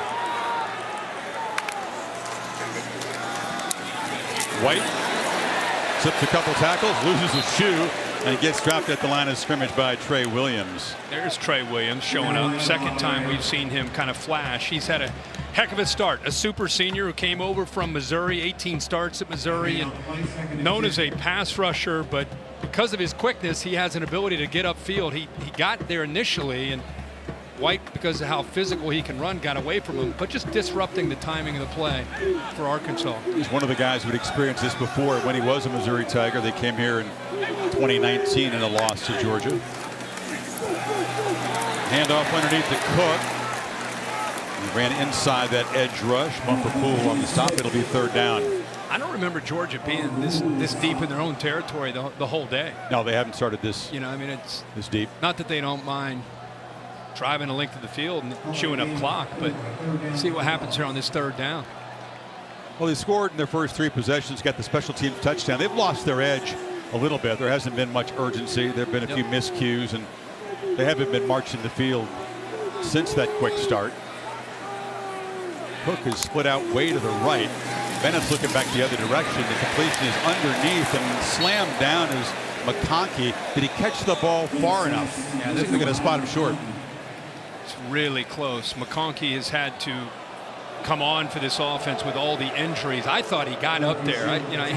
He's a former high school quarterback, just a really good athlete. Has as good a quickness as anybody on the team. I think because he came back to the football, his route took him past the marker. He gets past the marker, you see that, but then he comes back to the ball. Boy, he's right there, but that initial step after, maybe they said he came back, but man, he was clearly across the line when he caught the football. Flag down in the punt. I don't think the spot was great, Cook, but it wouldn't have made a difference. He was still short of the marker. Did Georgia clearly going to punt the ball? Did Georgia have too many in the backfield again? We had two times they called that in the first half. Remember that? Kirby? Oh, yeah. Illegal formation. Oh, my kicking gosh. team. More than 4 players in the backfield. Holy cow, third the time. 5-yard penalties added at the end of the kick. First down. Third time. This is Will Muschamp, former Gamecock head coach who coordinates the special teams. Here it is. Yeah. Not on the line of scrimmage, I guess. No, the receivers, you can see the personal protectors. You essentially have the 2 edge players. Well, they'll get that worked out for next week's game. 3 times. I mean, Kirk and Bill Lamagna are fired up for a teaching moment. Yeah, well, we got 1, 2, 3, 4 in the backfield, right? And then, Bill, is it here or the Gunners? Yeah, they're going to leave those wideouts alone, but that tackle and that guard are way too far back. Okay. The man was excited about illegal formation and a punt, and Bill Lamagna, we could have a whole clinic here perhaps as the third quarter unfolds on this obscure rule. Well, it's just rare to see such a well-coached ball club, right, Bill? Like Georgia. Have 3 different times where they've had an illegal formation. And the thing I say is sometimes those are game interrupters, but they were a foul. A couple carries here for Rocket and Sanders. They're up near midfield. There is UGA 10. All of these UGA mascots came out. He comes out. The Seiler family down there in Savannah. You know, this guy's been on the job since about 2015. A lot of wins under his belt. He's right? not the original Bulldog. You know, Yale has that guy called Handsome Dan, who's been around since the 1800s. Incomplete as a flag down on the far side. They've just tried to get the ball to Traylon Burks all afternoon, and why not? He's their top playmaker, and he has been blanketed. It's been tough to find him in space. Holding. Defense, number 29. 10-yard penalty from the previous spot. Automatic first down. Chris Smith guilty of the penalty there. That's the first major penalty for the Bulldogs. But this is down there in the southwest corner of the stadium, the UGA Mausoleum. All of them are memorialized, and it has their one record, kind of what they've won and lost under their watch. That's cool. I'm just glad he came out to enjoy the wins. The first UGA, by the way, was famously as a wedding present to Sonny Seiler. Then brought it to the game, and they said, let's make him the mascot. You ever get a wedding present as a Bulldog? Jefferson up the back foot again, tries to get the ball in there, and a couple of flags come in as Kendrick was defending on Burks. Well, Burks got away with a push-off last week, I feel, in his touchdown against Texas A&M. He may have gotten caught for one here, pushing off, trying to get open. Looked like he pushed Christopher Smith. Should be offensive. Pass interference, offense, number 16. 15-yard penalty for the previous It's been spot. frustrating for Burks here, a guy down. he's a huge talent. Got a big catch radius, got great hands. He's 6'3", he's fast, he's versatile, but he hasn't had a chance to make a play. Just shove it and then out of the way. He's 6'3", 225 as a wide receiver, and see Smith right away said, oh, he got away with that last week in Arlington against A&M. Not today. 11 penalty for the Razorbacks. 11 for 76. You got a long way to go. Feels like almost all of them on the offense. Yeah, first and 25. A lot of them on first down, right, which creates a really difficult situation. The entire emphasis for Sam Pittman, first down, Stay on schedule. First down. Stay on schedule. Win first down. Get to manageable second and third down. It's been the opposite. If you don't, you get those specialty packages that Kirby Smart loves to bring in. Yep. Second and third and long. Makes it tough on Holly? Well, guys, you were talking about Uga, and I just wanted to let Georgia fans out there know he did come out of his house. He took a stroll at halftime, but they brought out the Dr. Pepper National Championship trophy, and he went right up to it and started sniffing around it. Really? I'm telling you, he felt so at home and so comfortable. I got a little chill down my spine. I was like, I don't know. they Is were he trying to tell us something? They were close to it 4 years ago. Holly, he's getting comfortable with it because he's feeling it his future. How Yeah, about it was natural. It was so natural. Holly, how about him looking at the camera there, like, just back off a little bit. Don't get too close now. You know, it's a cool day when he's not straddling spread eagle on the ice bag. We've seen that. He and I don't do well in the humidity. It's a mess. You and him both have air conditioners 4 inches away from you, though. We do, yeah. At all times. Wherever I go. Wherever I go, I take it with me. First and a mile. Technically 25. They're going to run it. And Green's going to get nothing in the middle. That has been shuttered. Not open for business. Look elsewhere today. Obviously a great strength, the size, the power, the scheme itself, just hard to run for anybody in the inside of this defense. These defensive linemen don't just eat up blocks, they get off of blocks. So they're not letting you get up to the linebackers who are getting downhill quickly, and they also make plays. Kid that comes in averaging 261 on the ground has 48, and it'll be less than that after the sack by Nakobe Dean, who hammered Jefferson from the blind side. Well, the pre-snap movement, this affects the communication. Watch this defensive line move. When they move together, that offensive line has to adjust, and by the time they adjust, here comes a blitz with the two middle linebackers. And that is so challenging, not to mention you're on the road, and you got a true freshman running back, A.J. Green. It's expected to take on the best blitzing middle linebacker in the country. Man, that is a tough ask. Dean's one of the best, but it's a team effort. 9 different dogs have a sack this year. That's a lot through 4 games, folks.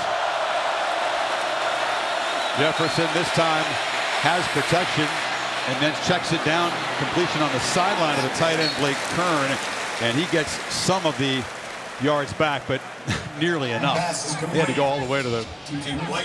I'll tell you what, though. Georgia just lost Kern. I think they just thought he was in on a block. They went man, and a lot of the defenders went downfield. And if nothing else, it gives their punter a chance to try to pin Stetson Bennett, the offense, inside the 10. Qualifies as a small win. The Arkansas offense. I mean, again, the penalties early in a series just dooming the drive. Impossible against this defense. Put yourself behind the 6 and expect to succeed.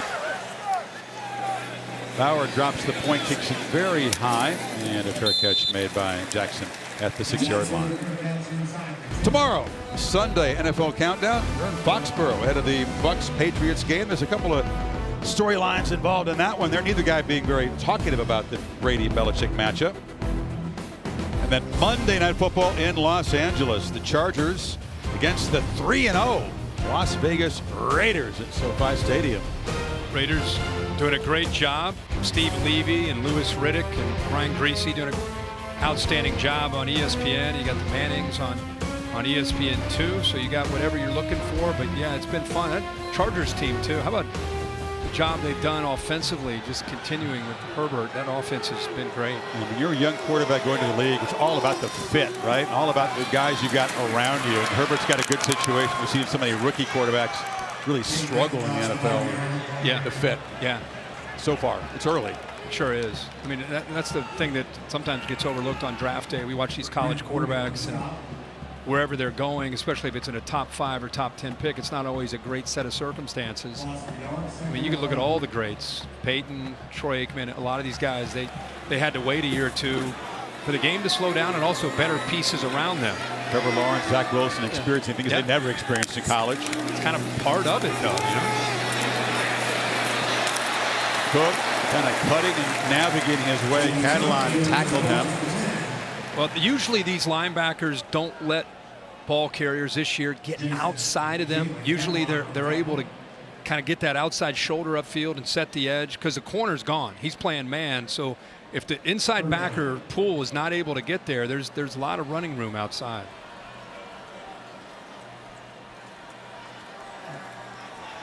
This is where the pass rush needs to come from if Bennett drops back to throw.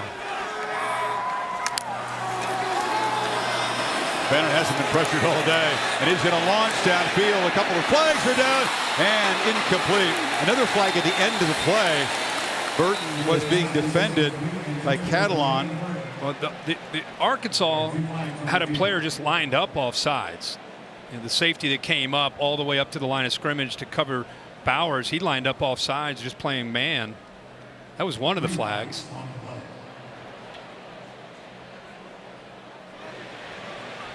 Once again, Hogs moving backwards. Bowers, the one game when he has not been showcased, and they had a feeling it was going to be tougher against this scheme there to get him fouls easy against the access defense. yardage. Offside, defense 15, decline. Holding, defense, decline. Pass interference, defense. Oh my God. 15-yard penalty, automatic first down. And the crowd just having a laugh. Well, it's an unfortunate day for Sam Pittman, but that play, 3 penalties on one play. There's the offsides right there where Blair got up across the line of scrimmage, and then you've got pass interference. You've got a holding call back a little closer to the line of scrimmage. You take the pass interference. Last time you saw 3 flags against one team in one play. That may be a first, Billy. I don't. Billy, you ever make a call like that? I don't remember 3 in a game, but 3. They were all there. One play. Yeah, one play. Yeah. That's a lot of games. Seriously, you've been around the game with a lot of calls. You've never seen it yourself. Maybe you said that is the day summed up. That's it. Sports Center. Matty Berry, if you're listening back there, just make that part of your highlight if you could, because that kind of sums up that in the line of scrimmage. Good thing is you only can count for 1, so they're sitting on a dozen penalties instead of 14. Fair. Yeah, there's been little to be amused about from the Razorback perspective.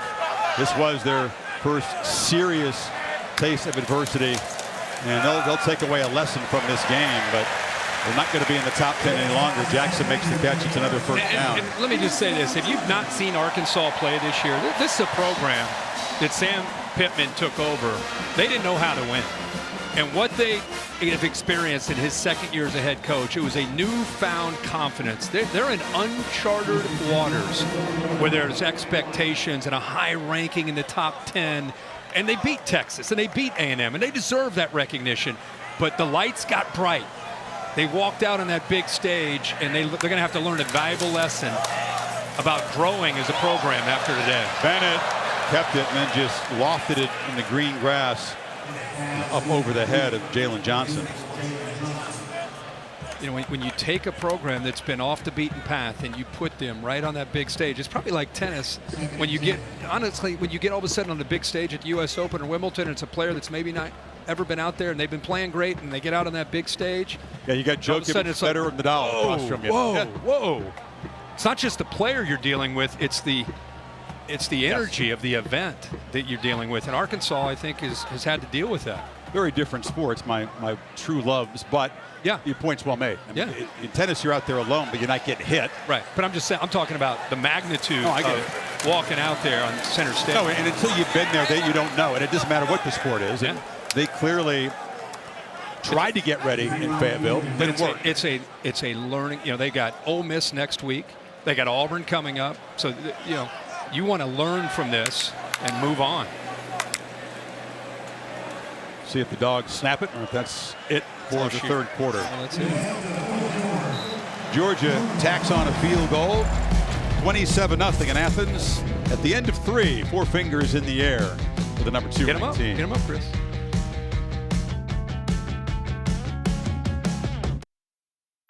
Student section party continues here. We're watching a Presentation of the ACC on ESPN, set for the fourth quarter in Athens. Now the next True South episode is going to come to you from here, the home of the Razorbacks, Lake Village, Arkansas. Hosts are going to stop off in a place known for its half pecan, half potato pies. Get that right, Kurt? Pecan? Half pecan. Pecan? Pecan or pecan. Pecan, as they say there. Okay. Next Sunday, October 10th. Love that. 3rd and 9. Bennett, an empty backfield as we begin the final quarter. And once again, it's a free one because the Hogs jumped offside on the edge. It looked like Williams again. Flag is down in the line of scrimmage. Second time he's come out of the starting blocks a little early. Maybe another flag as well.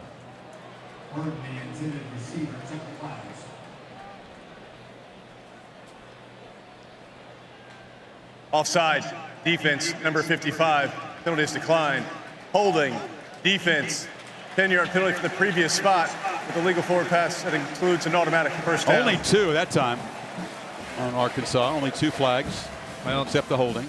Brock Bowers on his route was he's about 10 yards downfield and just gets locked up. Just the defender just grabbed onto him and held on. See him get downfield, 19 running his route and just held by Miles Slusher.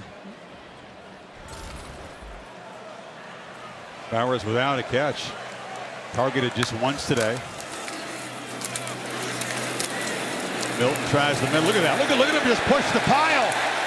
It's 27-0, and the work is not done for this Georgia offensive line, just mauling people. Well, another great play that sums up this game. Look at this offensive line. Just pushing. They didn't hear a whistle. They're going to keep their leg drive going. You know who the All Blacks are?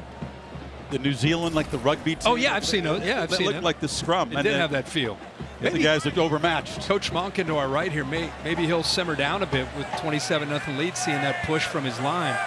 Unlikely. You think he's down 27. Reminds me of Coach Saban. It's worse when it gets ugly for the opponent. Look at Milton spinning, twisting, fighting. It's a team that is hammering their opponents and hungry for more. It's been a statement from the first series, and they're not done talking. No. And I think what you see there is the offensive line, again, is doing a good job. And the wear and tear of what these runs are doing to this defense, especially look at the missed tackles now. That's what you're going to start seeing. And then you got your fresh backs. White, Cook, Milton, McIntosh. Just kind of keep rotating these guys in. Milton with the Ole and Mateo Sola that time. And that's Kenny McIntosh. Short game. Talked about the stable. It's been rare for a Georgia back to have as many as 10 carries in a game. They really do spread the wealth around. And because it's been run heavy today, this is the most action these guys have had, Kirk. 15 for White, a dozen now for Cook, 10 for Milton. They're loving it. Cook's the only one that you can see over 7 yards a carry. And they're approaching 100 more yards rushing than Arkansas typically allows in a game.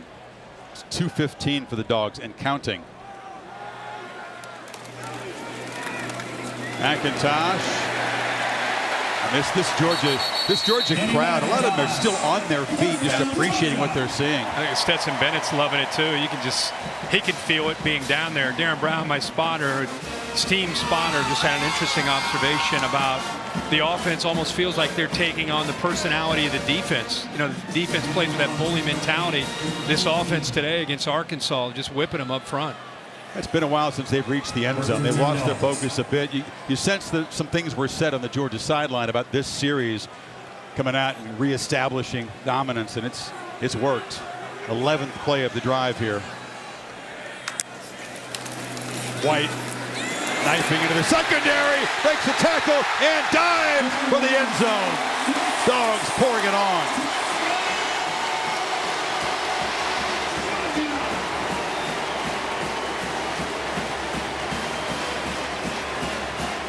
There's the hat trick for White, Kirk. Watch the block right here by the true freshman, Brock Bowers. Everybody buying into their assignment. Everybody doing their job. And when you have 11 guys on either side of the football, there's a progressive pylon cam to show you did not touch. Gets it across the goal line, but everybody doing their job. in this sport, team sport, works out for you. There's a great look. You saw the leg power and the balance. Let's see if he did, in fact, keep it. Wasn't at the goal line. It was further back. Right. He kind of took a weird step coming off of a potential tackle by Catalan. Look at here. Right here. Catalan hits him. I thought he might go down. Glad he's okay from that. But oh no, the knee is up. That is an incredible example of flexibility and leg strength to keep that knee from touching. Flexibility. Because that's you're worried about the hip there. Absolutely. All that torque, all that power coming down on the leg. You know, it's stretching that's never fun at a football practice. The players don't love doing. That's why you do it. That's why you do it. Yeah. Wow. Great effort. So 2 rushing touchdowns, assuming that stands for White. He also recovered that block punt in the end zone. So he had 2 touchdowns coming in. Adds 3 today. I'm not down. I was in. Look at that replay. You're talking about a guy that had 2 ACL surgeries, I know. too. Think about that. 17 and 18. He missed the entire 18 season. Think about the rehab he's put in, the work he's put into those legs. After video review, the ruling is confirmed. Touchdown. That's a great point. You know, 1 ACL is bad enough. When you hurt the same thing again, and you know what it takes to go through that rehab, it's a lot of inner strength that's required to get back at his position and still be elite. Good for him, man. Great to see him rewarded for all that hard work he puts in. Known as a power back, but that time shows you that he's a great athlete, keeping his balance and eventually getting into the end zone. First touchdown for the Georgia offense since midway in the first quarter. And the Dogs add to their lead. That was an impressive drive, almost the entire length of the field. That's what I love about Bennett. Jumping and skipping and an easy day at the office.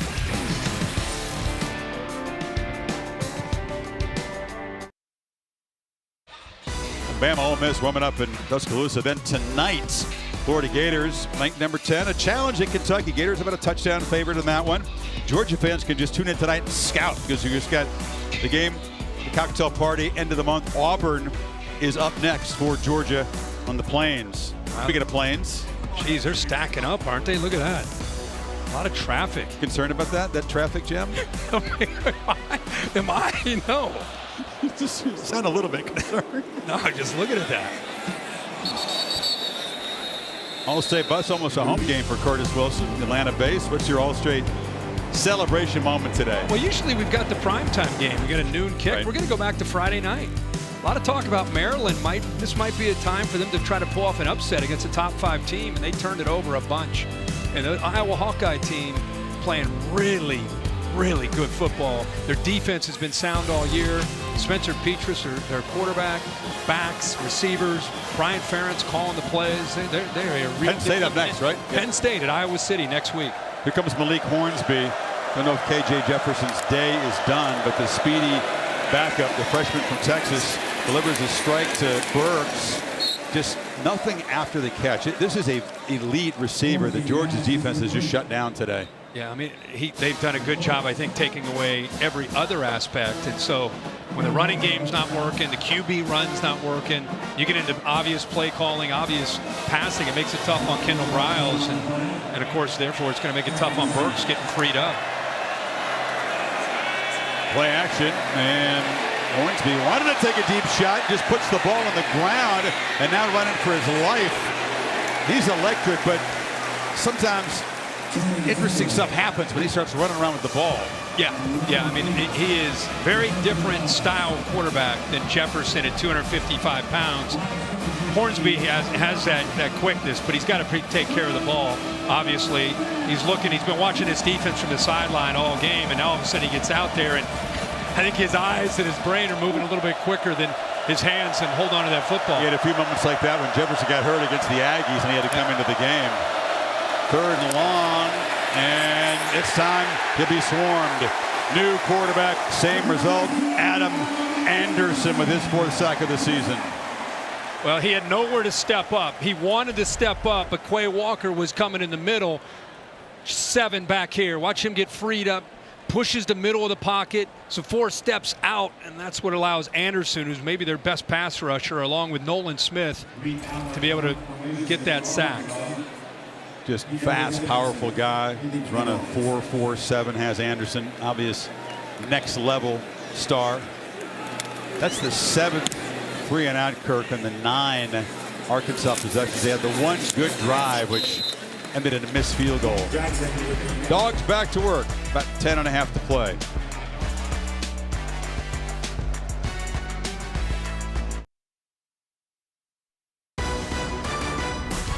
ESPN College Football is presented by Marathon, driven forward, and in part by Liberty Mutual Insurance. Only pay for what you need. Comprehensive performance by the Dogs, who ranked number 2 behind only Alabama. Kirk thinks number 3 Oregon's in for a challenge. That's this afternoon, coming up soon on ABC. Penn State has a primetime game at home against Indiana. I think Oklahoma, after our trip last week to Norman, at Kansas State could be interesting. Cincinnati, Notre Dame playing right now. Notre Dame, we just looked at Notre Dame, Cincinnati, Kentucky, and Florida.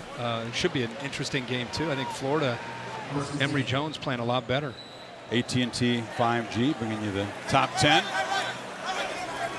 Dogs had a 93-yard touchdown drive the last possession. That's their longest drive of the season. Better field position this time, and that's just McIntosh.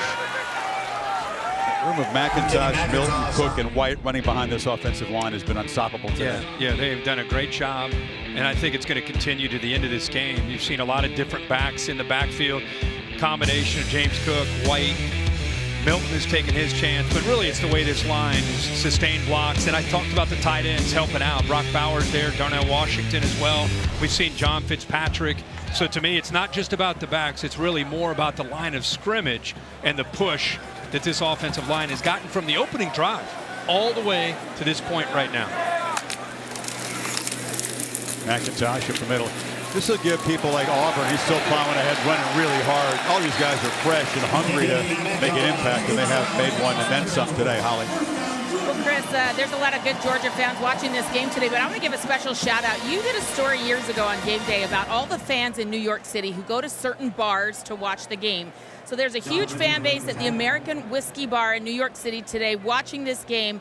The commencement speaker from April for the University of Georgia, our friend Maria Taylor, and she's with my favorite fan, my son, watching the game in American Whiskey Bar. So we've got to give them a shout out. A lot of dog fans there watching this. Bring some Maria, today. right? There we go. Yes. All right. Hello, Maria. No, there's a sneaky good football scene in New York City, Kirk. You know that from you did Game Day there. Every school, Georgia included, kind of has their bar where the alums gather. They're displaced from the place where they grew up, maybe, but it's their connection to home to watch their team play. Yeah, I was fascinated by that. A lot of these offensive linemen now checking out of the game and allowing the backups to get a chance. But yeah, I was fascinated by that. You think of the Northeast, you think of NFL football, but all the alums that are in that town, they think it's so cool that they all go to the same bar every week to watch their team. They get the fight song going, they turn the game on, give them a little taste of home. It's really sweet. NFL football is out of business in the city, by the way. It's not doing so well. Jets and Giants both winless. Milton. And now you got a bunch of backup offensive linemen. And as you said, they're still eager to make their imprint, and they're continuing to shove the Hogs backwards. I really feel that we are seeing the cycle turn a little bit in college football. This era of spread it out, throw it every play, it's still there, but I just think we're seeing more teams recruit offensive linemen and want to win the line of scrimmage, want to be different. And so how do you defenses are building to defend the spread, get more speed on the field, less size. What do you do to counter punch? You build an offense that can establish the line of scrimmage and pound the football. I just feel like we're seeing more and more teams doing that. Edgen Edwards gets a touch. You wonder, Kirk, I mean, is this a massive turning point? Is this an anomaly because Georgia's offensive line played great and Arkansas didn't match up? Or can they do this and really change the equation from what they did the first 4 games as they go on and take on Auburn, Kentucky, Florida, and so on? Well, we'll see. It's more about between their ears than their physical abilities. They've got to flush this game, which is what Sam Pittman's going to try to do, is get this game behind them. On the Georgia side of things. And for Georgia, I think there's enough maturity and enough confidence and experience that they know what it takes to just.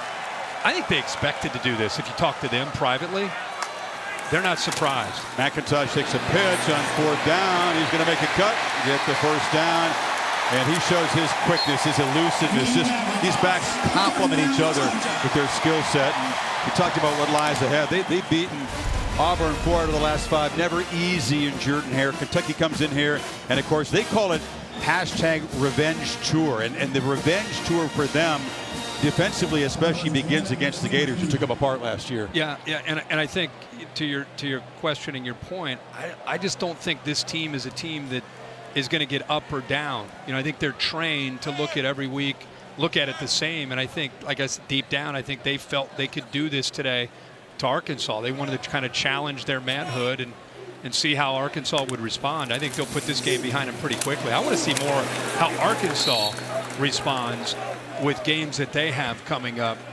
Ole Miss next week, which doesn't get any easier. Then they have Auburn, so they got to do a good job putting this one behind them. Goodyear blimp overhead for every mile on the road. Goodyear is with you. Goodyear more driven. They were instructed to be here early, make noise from high noon on. They were not necessarily told you have to stay till the end. Well, especially with a 34-point lead. The party has begun. Short walk from here in downtown Athens, and they know how to do a party. They get a head start here with the noon kickoff.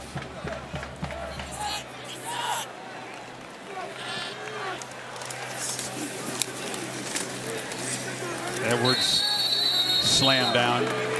It's a shame you talked about the bright lights and the big stage for Arkansas, that they didn't show what they could do as a football team.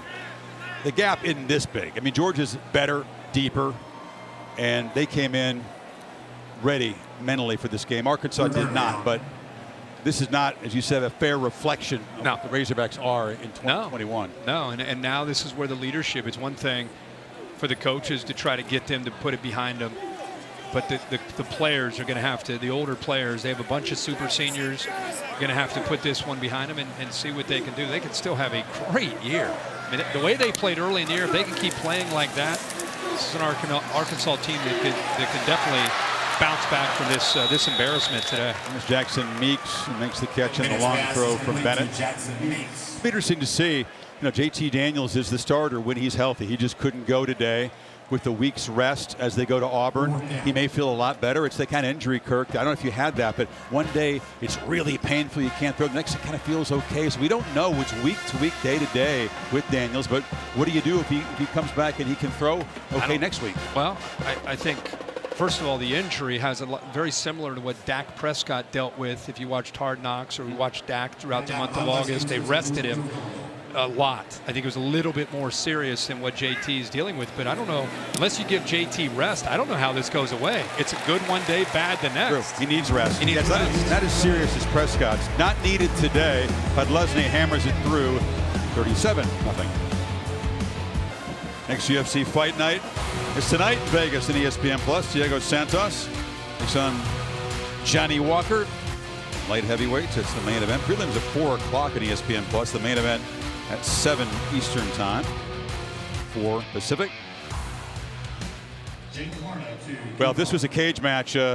Dogs got him on the ground early, pounded away, and choked him out, I would say, late first quarter, maybe? Late first quarter. First quarter.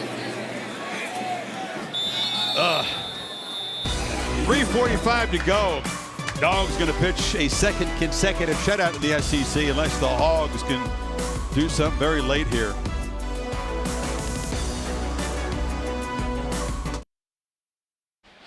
Good chance that the Gators fans were looking in on this one. Keeping an eye on their rival. Florida tonight, about 3 hours in Lexington, Kentucky against the Cats. And the scene will shift at 9 o'clock Eastern time. LSU hosting the Auburn Tigers. We'll talk in a bit here about Alabama and Ole Miss getting set to get teed up in T-Town. Kiffin trying to become the first ex-Saban assistant to beat Nick. They are 0-23, but Ole Miss and Alabama has just been fun. You go back to, I mean, in different eras. It was fun when Eli pulled the upset way back when. We were there when Chad Kelly had the crazy Karen pass, and they won it. Remember Bo Wallace ended up beating them. So You know, last year they had 647 yards of offense against Alabama. 48 points in a loss. Yeah, yeah. And Ole Miss, I did them week 1 on Labor Day night. They're a much better team defensively than they were a year ago. Last year was all about their offense. I'm telling you, I think Alabama's tired of hearing about 647. I think they were going to simplify their defense this year against that scheme. Last year they did their normal Nick Saban just a lot. You can't do that against that fast of a tempo that Ole Miss plays with. Look at the numbers for Matt Corral. These guys are considered, for what it's worth, not much in early October, the co-Heisman frontrunners, but it takes that kind of elite quarterback play. It takes a Heisman-type quarterback effort for a road team to win in Tuscaloosa. If you think about Joe Burrow or Cam Newton, Johnny Manziel. Yeah, that's what it's been. And it takes a memorable effort to be able to pull it off. I just think he's going to face a different style of defense today. They're going to get their yards. They're going to get points. And all this talk about Matt Corral, glad you brought up Bryce Young. One for a first down. Because Bill O'Brien is a new offensive play caller and offensive coordinator for Sark, doing a pretty good job as well. You know, one guy on the Arkansas sideline has had a tough day as a DB, but that's Hudson Clark. And he had a rocking chair moment his freshman year. He could tell his grandkids, I intercepted Matt Corral 3 times in a game in last year's win over Ole Miss. Yep. Corral's going to go out and do some special stuff in this sport. Would you agree? Yeah. And Clark got him 3 times in a game. 3 times. Yeah. And Arkansas was the first defense that gave him that, of course, 3 rushers, and they dropped 8, and it was like kryptonite to Matt Corral. That's not Saban's world, but does he go to I said that on game day. I think you'll see that. It is not his world, but a lot of people stole the Arkansas approach against Corral and used it, copied it and used it, and I think you will see that kind of response today where they're not worried about blitzing and playing man, all these exotics. I think they're just going to try to keep everything in front of them and make Ole Miss have to drive the football to score. I think Bama will win that game. Arkansas trying to get a little drive here, trying to dent the scoreboard in the final minute here. Hornsby again in relief of Jefferson. Takes off. Accelerates a lot faster than KJ. Not as big or as strong. Rustled out by a mere speed. Clock ticking down. You know, Georgia wants to preserve that shutout. They haven't had back-to-back shutouts against SEC opponents since 1980. It was a pretty good year for the Dogs. Championship year. Shutout Vandy and Kentucky. Back-to-back shutouts last came in 06. The Blazers UAB and South Carolina. Hornsby to the end zone. Oh, diving attempt there by Jaquaylin Crawford. Took a long time to really get the ball downfield against the backups in this Georgia defense. Came close to a touchdown there. So the Hogs will have to regroup, as you said, a whole lot to play for a team that was just hoping to get to a bowl game. Pittman said if we can get to 6 wins and just get to a bowl game, that's really going to help recruiting. Expectations upped after the 4-0 start, but a sobering afternoon in Athens. Hornsby gets a block, gets knocked down in the field of play. I think the frustrating thing, you keep looking at Sam Pittman's face, and he knew what he was getting into today against Kirby. I mean, he used to coach here in Athens. The frustrating thing for him are the mistakes. You know, and it started in the opening series. So many miscues. It's one thing for Georgia to beat you, but you don't need to help them. And I think that's what they're going to learn from in the film work that they do on Monday. Last play of the game, Meeks makes the catch, and that's it. I agree. He knew how good Georgia was, but Pittman had to be deeply disappointed about how his team got rattled early and made it pretty easy for Georgia. He's telling him, thank you for everything, and you got a really, really, really good football team. Now, he owes a lot to Kirby Smart. He said he learned a lot about being a head coach from his time here in Athens. For Kirby, it was a speed bump. And they just flattened Arkansas, and they keep rolling now. Auburn is up next.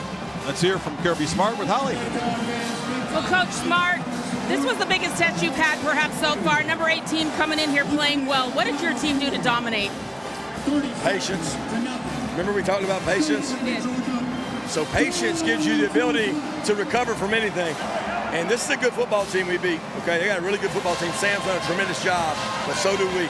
And I'm so proud for the University of Georgia. And our fans today, Holly, they were elite. Because at 12 o'clock, they affected the game. And that's special. You're right. False start penalties on the very opening series. That was your fans. Great point, Coach. You got the ball moving on the running game. You were dominant up front. How can you build on that moving forward? Well, confidence. It comes through your work habits. You know, humility is always a week away. We know that. Kids played really hard today, and I'm proud of them. SEC shutouts are hard to come by. How did your defense do it? Well, defensive staff does a great job. These kids take so much pride in their performance, and the offense helped them do that with the running game, shrinking the game a little bit.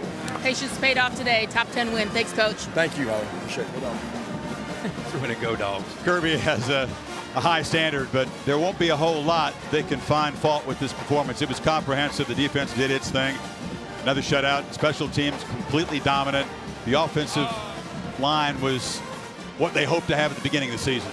I think they privately thought there's a lot of talk right now about Sam Pittman's team, and they deserve it.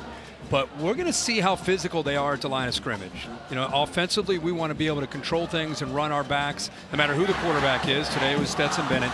And then on defense, we want to really challenge this quarterback. We want him to feel our wrath. And that's exactly what they did on both sides of the ball. So this is a mission accomplished. Check the box, move on to the next one. This team has huge goals this season. It wasn't just beating Arkansas. They'll put this one behind them and move on. You got the goals that are as big as you can have. As big as you can have. One of the guys bringing the wrath, as you said, on defense was Nakobe Dean, and he's with Holly now. That's right. Nakobe Dean, you were everywhere today. How are you personally able to dominate and affect this team like you are right now in the middle of that defense? It just comes with everything the coaches. You know, the coaches had a great plan for us, you know, for the defense to work hard. You know, we had a strong week of practice, so everything, all our preparation and everything just, you know, played out. You're a 4.0 student in mechanical engineering. How does that help you diagnose and destroy when you're out there? You know, it definitely helps me with the focus part of everything. You know, watching the film, getting the plays, getting everybody lined up, knowing what everybody do. I feel like it helps me in a big way. Yeah. A shutout against a good Arkansas team. How did it fuel your defense over there on the sideline to keep it going throughout this game? Hey, yeah, it fueled us heavily. You know, we just had, we talked about just having trust in ourselves, having role commitment, and just patience. And we that was the 3 things that we honed in on this week, and I feel like we did a good job of that. Coach Smart talked about that patience, and it really paid off. But tell me about what you see from this offense right now. I feel like they're adopting some of your personality. That offensive line was punishing. You saw them dragging piles of guys. They couldn't bring anybody down. Yeah, definitely. Like I said before, you know, outside the linebackers, I love my O-line and D-line. You know, them the guys up front, they make the game go. Thank you so much, Nakobe. Thank you.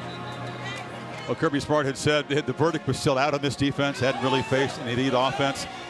I don't know what he needs to see before we can judge them as being pretty darn good on that side of the ball. Being around this sport as long as we all have been, great teams, their best players are their hardest workers. They love to go to practice. They look forward to practice. That's what Georgia has. Their alphas are their hardest workers. They police this team and set a standard. You're lucky to have it. You don't coach that. You're either lucky to have it or you're not. Georgia has that. Now, you're right. Many talented teams have fallen by the wayside because they don't have that ingredient. But the elite teams, including a few that Kirby Smart worked with under Nick Saban, definitely have that, and he's got that in Georgia. And they made a strong statement from the opening bell here. 37-0 over a top 10 opponent. Auburn up next, Kentucky, and then the cocktail party. So challenges ahead, but this hardest month of the season for Georgia is off to a great start. Thanks to our entire crew. Game produced by Bill Bunnell, directed by Derek Mobley. Thanks to Darren Brown, Mark Amento, Mike Black.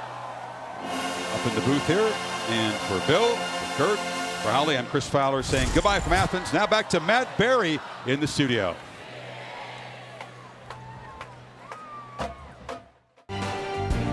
ESPN thanks you for watching this presentation of the Southeastern Conference.